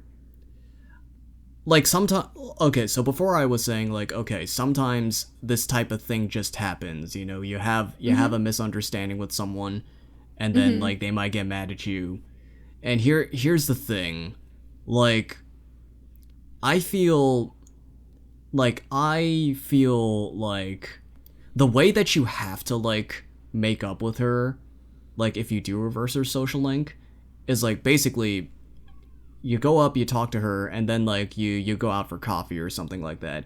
And you have to, like, sincerely apologize in order to, like, restore the social link. Like, sometimes I feel like there's a little bit of, like, unwillingness to admit that, like, obviously you're not entirely in the wrong. Like, it was like a misunderstanding, but also you kind of just have to, like, swallow your pride, you know, grow up a little and just be, and just, like, and it's just kind of like, I don't know, like, even if you don't think it's entirely your fault, I think it's, like, better to apologize for A, the miscommunication, and B, just, like, as a formality, you know, just out of, like, a common decency kind of thing, because, like, it was a pretty serious situation you came out of. And I feel like a lot of people, they might feel, I don't know, maybe they just feel a little too removed from the situation because of that third person lens, but, like, I don't know. It's, like, I personally feel as though, I feel like the negative reaction was definitely, like, overblown. Like, yeah, like, I like how, like, Persona 3 in general, like, I guess if you wanted to bring up, like, the fact that, like, so that is, like, a reverse thing, but also, like, if you sort of want to bring up the jealousy mechanic as well. In general, like, Persona 3, the first iteration of it was, like, really trying to lean into, like, what they thought was the most, like, realistic take on, like, a social sim, you know, like, from their point of view, which also, Persona, like, like, when people call Persona when people call Persona a dating sim, I feel like that's a little bit like, I feel like that's a little bit of like an oversimplification, because like Persona 3 definitely leans way more into like the dating sim aspects than the other Persona games. Yeah, the later and ones. When I say dating sims, when I say dating sim, I don't mean like the entire social sim as a whole. I mean like the actual dating aspect of it, because it's like you have a jealousy mechanic, you have like you are able to like screw up, say the wrong thing, and then like piss them off. Like it definitely leans a bit more into like the dating sim thing. Like Persona 3 is probably closer to a dating sim than 4 or 5. Yeah, and even then, least, I would say that's a bit of a stretch.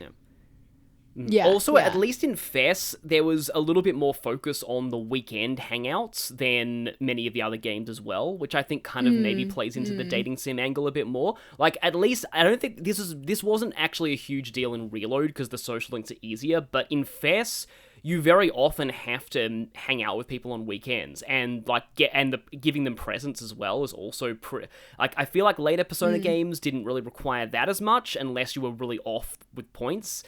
So that might also be how it has that feel. Yeah. So in general, like, to go back to like how it's like all kind of like trying to give a very realistic feel of like, yeah, this is how like social sim in like real life, let's put it in a game. It goes into like how like, hey, a part of like having relationships with other people is like maybe like opening up and being like, hey, I did something to like piss you off or like make you angry, like, hey, I'm sorry, like, can we like talk about it? And then of course it's just like a lot of the times it can be cleared up just from like talking about it.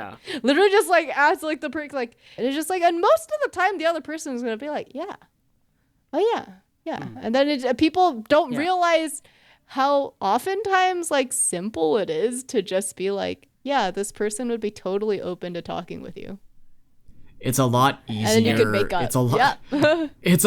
It's a lot easier to resolve conflict than a lot of the internet dwellers out here like to think, where people are just like unnecessarily hostile for no reason and will not listen to you no matter what.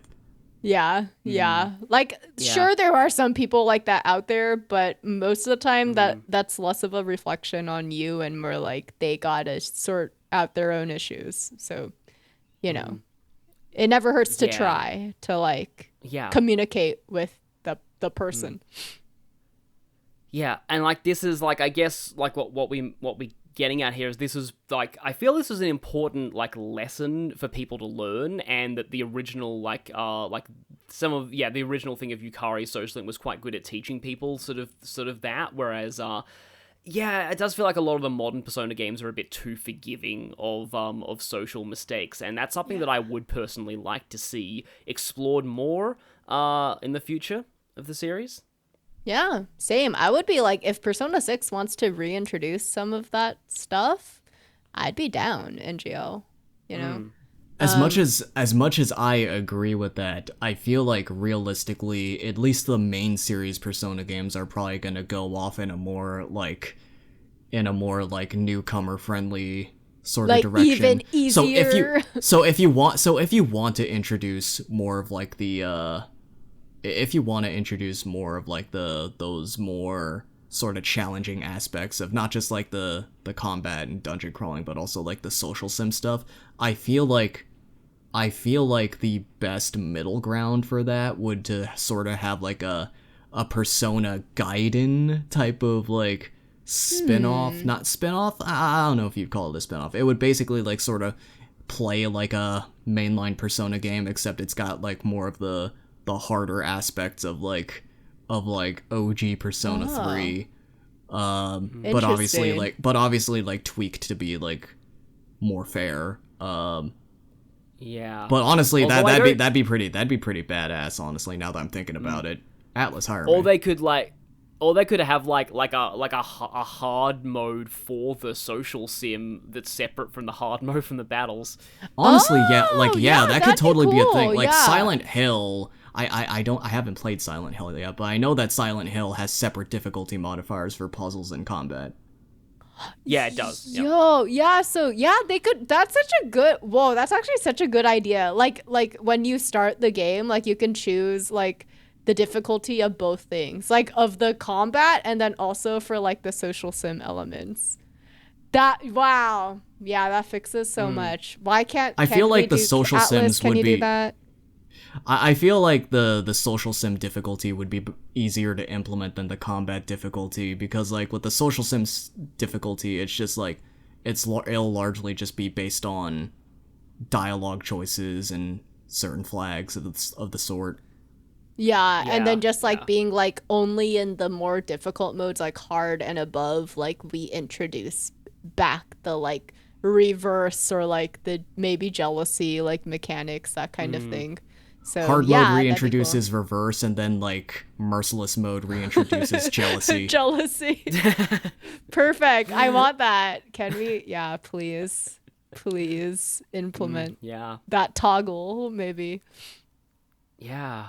So I suppose this can sort of segue into like I think we asked at the end of the last podcast about how like how we expect the game to do, and like how I don't really personally keep up with sales numbers, but I think it did do pretty well. But like what do you guys think that these like Reload, like what impact that it will have on the future of the series? Because like it's a remake rather than technically a main series game, but as I've said a few times myself, that I do feel like a lot of these mechanics, both in battle and in some other areas, could easily be iterated on in Persona 6. Yeah, I do definitely think that, well, Persona 6 has apparently been in development this entire time. I don't know if it was like concurrently. I don't know if it was if it was being developed concurrently with Reload, or if it was already started like before. So I'm not sure if I can fully say with confidence that like, oh yeah, Persona 6 will be built off Reload, because that might not entirely make sense. They might have started off on like the same framework, possibly. So Reload is, from what I've heard, the fastest selling Persona game as of right now. So what this probably means is we're definitely going to get more remakes at some point. The WADA has said that Persona 1 and 2 remakes are not on his schedule right now, but he would like to do them. So Okay. I don't know. Give it like a few years. Maybe up to a Yeah. decade. I don't know. I feel like a Persona 4 remake is pretty inevitable, considering how successful Reload was. Yeah. And if history were to repeat itself, my prediction would be that a Persona 4 remake would be built off Reload the same way the original Persona 4 was built off Persona 3, and Yeah. probably to similar results in terms of sales, because like Persona 4 sold better than 3, if I recall correctly. Yeah. It's So, on a whole I'm- nother level of popularity, I think, in general. Yeah, Yeah. like there, because like because like Persona 4 has like an anime series, and not just like movies. Well, Persona 5 also has an anime series, but also it's just kind of but people don't like that one as Well, much. yeah, well, like also Persona 4 is the only one that like got the update like anime series, even though it's not very good, but like you know how Yeah, it Golden, had 2 animes. Yeah, like it had 2 animes technically. They Persona like, Persona 4 has like a way bigger cultural impact than 3 does. Yeah. Like despite how popular 3 is, like 4 definitely had a way bigger impact on like anime culture. Yes. And just like cuz I know people who know Persona 4 purely because of the anime, and they love the anime, but they haven't played any of the games yet. I mean, that's technically how I first like, even though eventually, like, one of my friends, and to this day the only person I ever known in IRL who like liked Persona, who introduced me to the series. The reason I already like knew or was familiar with the series was I'm just like, oh, that's that anime I tried out back in like the I think it was like 2011 season or something, maybe 2010, 2011 season of anime. I was just like, I remember giving this a shot. And I remember like this was pretty popular at the time. And I'm just like, oh, it's that game. It's that game from that series. So I'm kind of this in a similar boat where it's just like, technically my first introduction ever to Persona was, oh, the P4 anime. Now, something that I'm kind of wondering is, so they were willing to preserve Persona 3 Portable and Persona 4 Golden on Steam before remaking Reload. So yeah. I'm wondering if or when they get around to remaking Persona 1 and 2, if they'll do the same thing with those games before remaking them. Because there would be some complications with that, because if you're gonna go with the PSP versions, then Eternal Punishment has never been officially translated. They'd have to get on that, unless they're willing to buy out the fan translation. Or if you go down the PS1 route, which is pretty unlikely, honestly. First of all, you got the whole thing with Revelations Persona only having like half of the game's content in it, and then like you got the opposite situation with Persona 2, where Innocent Sin was on PS1 was never translated. So yikes. So either way, you'd have to translate at least one game.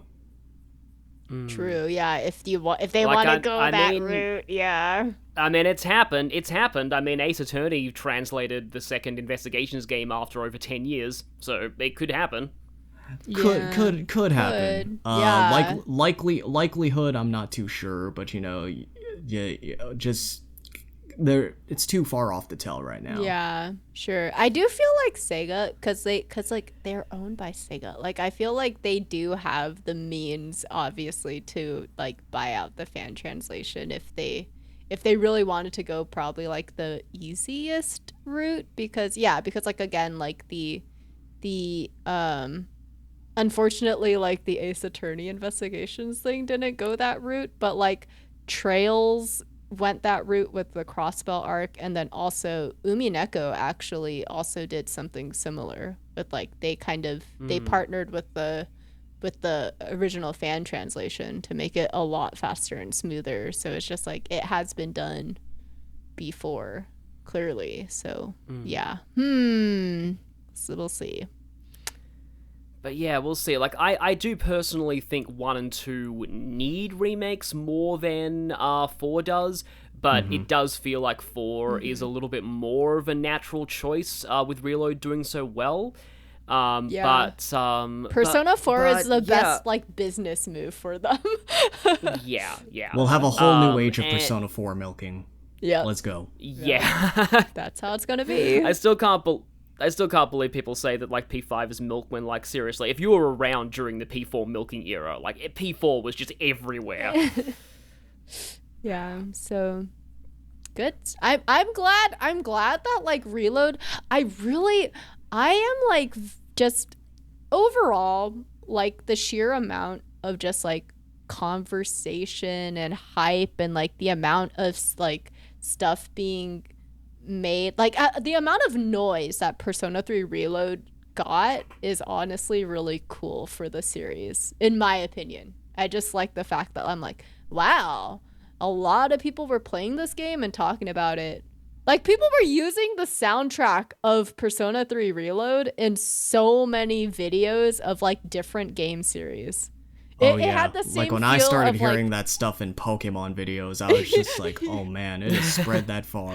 It hit. Like, there were people who were like playing like in Genshin and and Honkai Star Rail, and those are like huge communities as well. I'm just like, damn, they be using like P3 Reload OST in this? And it's like, dang, this is Persona 5 level.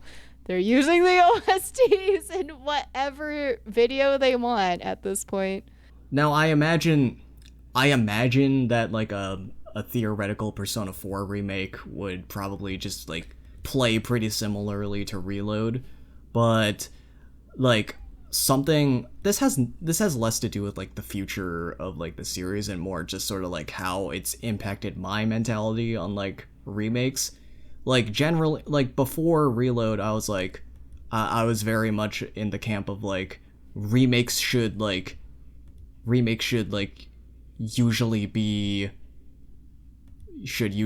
like try to be faithful to the original, because I was just so used to having a lot of really good faithful remakes like Final Fantasy IV PSP, and like, you know, Fire Red Leaf Green. I mean, sure, the game looks very different. True. Sure, the game looks very different, but like in terms of like the Kanto content, it's largely the same.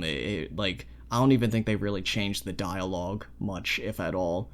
But you know, as time goes on, like making a quote unquote faithful remake it's a lot harder nowadays than it was back then because of platitudes of quality of life, and like difficulty and rebalance and also just like modern expectations, because it's just kind of like not everyone wants a totally faithful remake, because like some people are just like very much inherently against stuff that exists in the original version, and you know that's their opinion, they're entitled to it. So I think honestly my mentality towards remakes from here on, like it's shifted. Now I'm more of like, I'm more in the camp of like, okay, remakes should try to like create an identity for themselves more, like they, because like one of the sort of like double-edged swords about Reload is that like, you know, like trying to be a faithful remake is that like I think it's very obvious, especially with the fact that they straight up just remade the answer, is that Persona 3 Reload is very much like they're very much like, it's maybe it wasn't their intention, but like it has effectively replaced Persona 3 FES in a lot of people's eyes, and that's not really an idea that I'm like too comfortable with, but that's just sort of the reality of it now, and I'll just have to live with it. So I think, so me personally, I would honestly just prefer if remakes just sort of did their own thing, just like sort of differentiated itself while still calling back to stuff from the original, you know? Stuff like, I don't know. I haven't played any of the Resident Evil remakes. I haven't even finished Resident Evil 1 because like survival horror is just like, I like, I'm too chicken for that shit. I only played RE3. but I do like, I do agree with like the general idea of how they handle those remakes, where it's just kind of like, yeah, this is more of like a reimagining of those original games. Yeah, and 2 was really cool. I think most of the original Resident Evils are available somewhere. I don't know. Like it can't be as bad as like how poorly preserved some of these Megaten games are.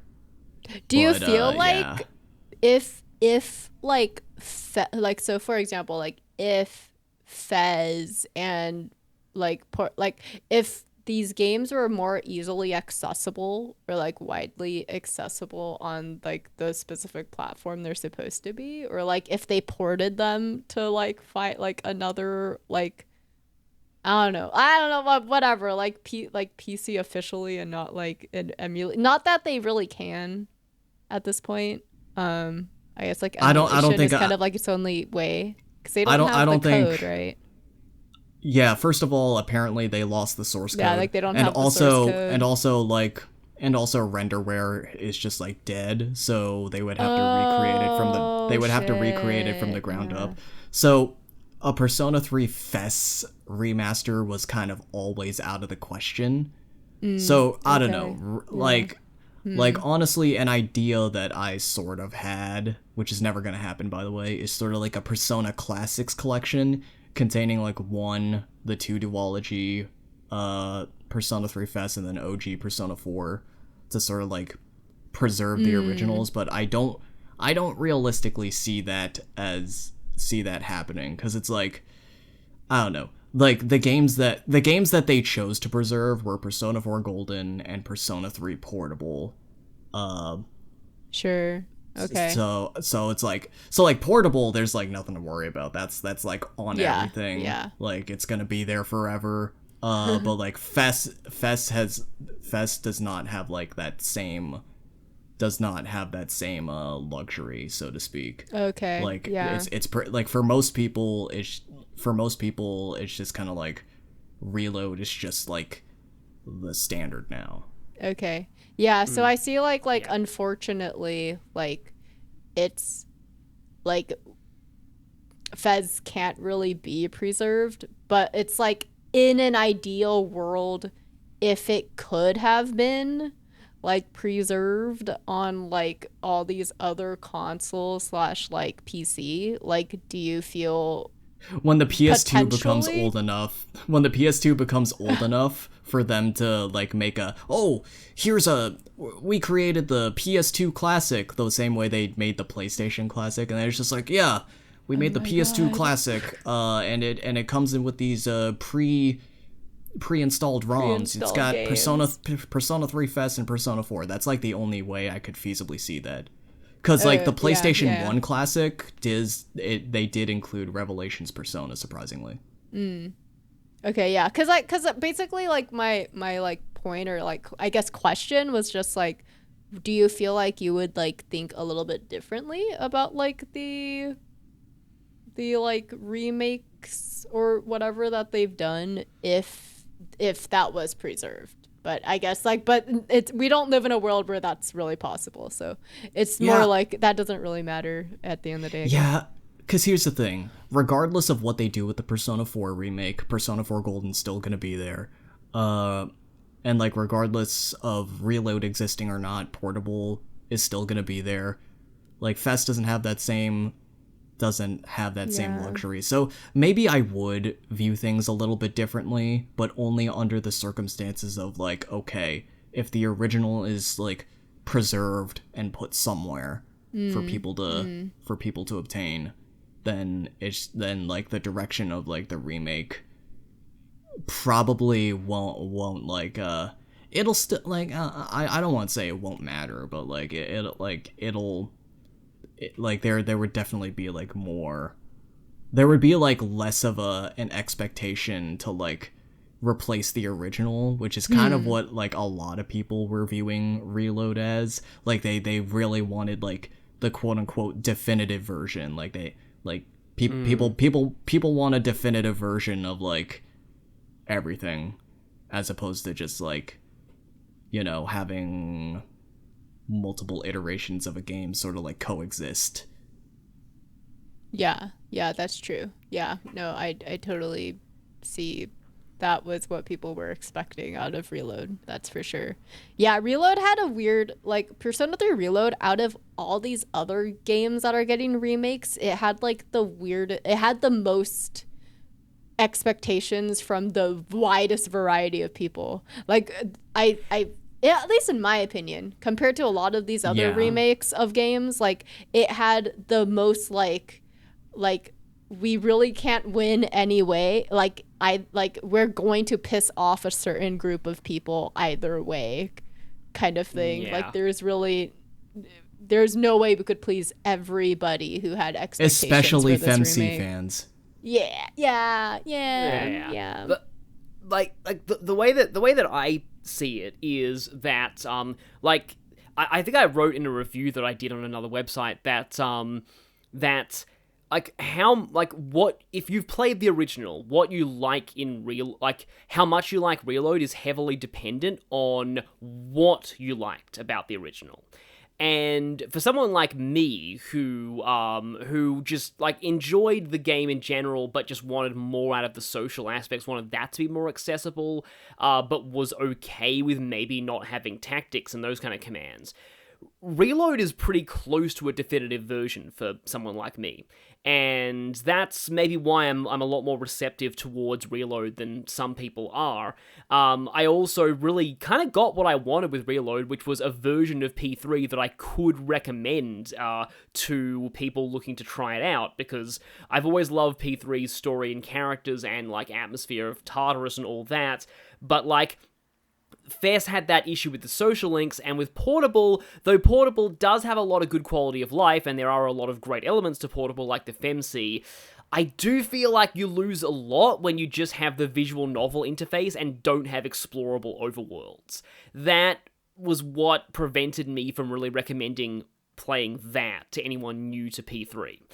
And so, for me, Reload basically hit everything that I wanted it to, and I'm not so sure about exactly how, because it's hard to, your opinion's kind of colored when you were a fan of the original game, because to me, in a remake, what I look for in a remake is how is this going to share the experience that I had with the original growing up with it to a new generation, to people who have not got a chance to play this before. And that plays into as well, growing up in Australia, we actually got a lot of Super NES games. I didn't even get a chance to play it all until remakes came out later on, because they skipped us for a lot of the Super NES RPGs. We didn't get Earthbound, we didn't get Mario RPG, we didn't get Final Fantasy VI, and Chrono Trigger, and we had to wait for DS remakes of those games to actually play them. So that's why I've always been a little bit more on the pro remakes end of the scale than many people, because I've always approached it from a perspective of, okay, how important is this to somebody who never got a chance to play the original? And I do think that, yes, you will be missing out on a few things, especially the tactics and some of those aspects, the multiple weapon switching, and I'm a little sad the tiredness 6 system is gone, but to somebody who is totally new, I do think Reload still provides a very similar experience of just the core of Persona 3, which is ultimately probably my favorite JRPG, and a game that I want as many people to experience as possible. And that is what I praise Reload for doing. Nice, yeah. That's actually, yeah, that's nice thoughts. Like, it's a different perspective, because have like a different experience with the games. Yeah, I guess also same with like, I'm of the similar note or mindset where it's like, I personally am not like, I really do like Reload a lot, and not to say that like, you know, like we don't like, we all definitely like liked Reload, but it's just like, for me, I really did, like I really liked this remake a lot. I feel like, I don't know, in my opinion, like I feel like I'm kind of, this is what makes me not necessarily like the greatest critic, because while I like kind of can see, or like kind of like I could sort of agree with like the flaws, or like the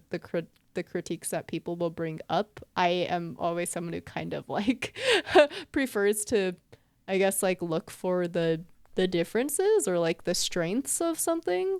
I guess that's just kind of like my more natural inclination to things. So yeah, so example, like this is why I'm not the greatest like just straight up like reviewer or critic, I guess. But yeah, like for me, I guess also on a sort of like selfish note, because I had a chance to play P3 Fez and stuff, but I experienced P3 Fez, I'm just like, oh shoot, if other people want to experience that, like, hey, maybe it's bad to say this, but like, you can emulate You can still buy like a copy of the game and then emulate. Just saying. Anyway. A lot yeah, like that generally speaking, it's like, yeah, if you want to play Persona 3 FES, I would say emulating it is probably the best way. But also, like, you know, even discounting the people who are like morally against emulation, nothing gets them. That's their prerogative. There is also just sort of like there's a surprising number of people in the modern day and age who don't know how to use an emulator. Cause I've walked through, I've walked people through like using like not just PCSX2 but like other emulators before. And obviously these people are my friends, so I'm not gonna shit on them, but also it's just kind of like, and I'm just like, wow, like, you guys actually don't know how to use an emulator. Okay, I guess it's just like, I guess it's like not, it's like emulation's just like not mainstream enough. It really like, isn't, honestly. Like, in terms of like user friendliness and accessibility, at least for someone of my level who's been like emulating games since like middle school, it's like I think most emulators, or at least most of the mainstream emulators are fine. But like there are a lot of people who just like that stuff is just beyond them. I hate to say this as someone not that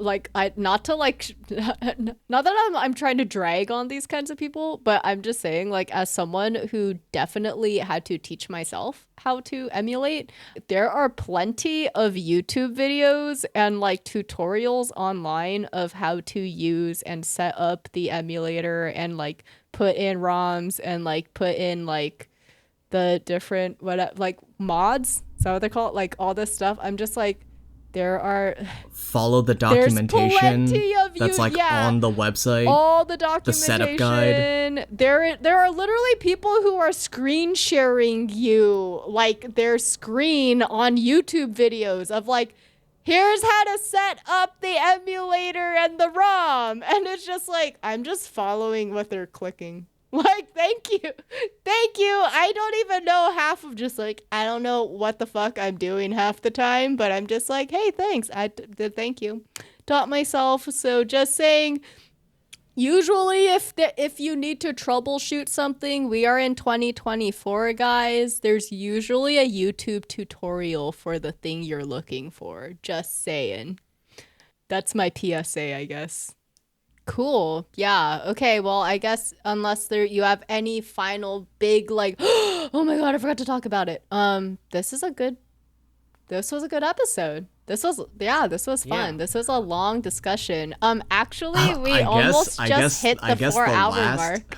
I guess the last thing that I want to say is that if we do an episode on episode I guess I will not be nearly as friendly or merciful towards it after recently finishing it.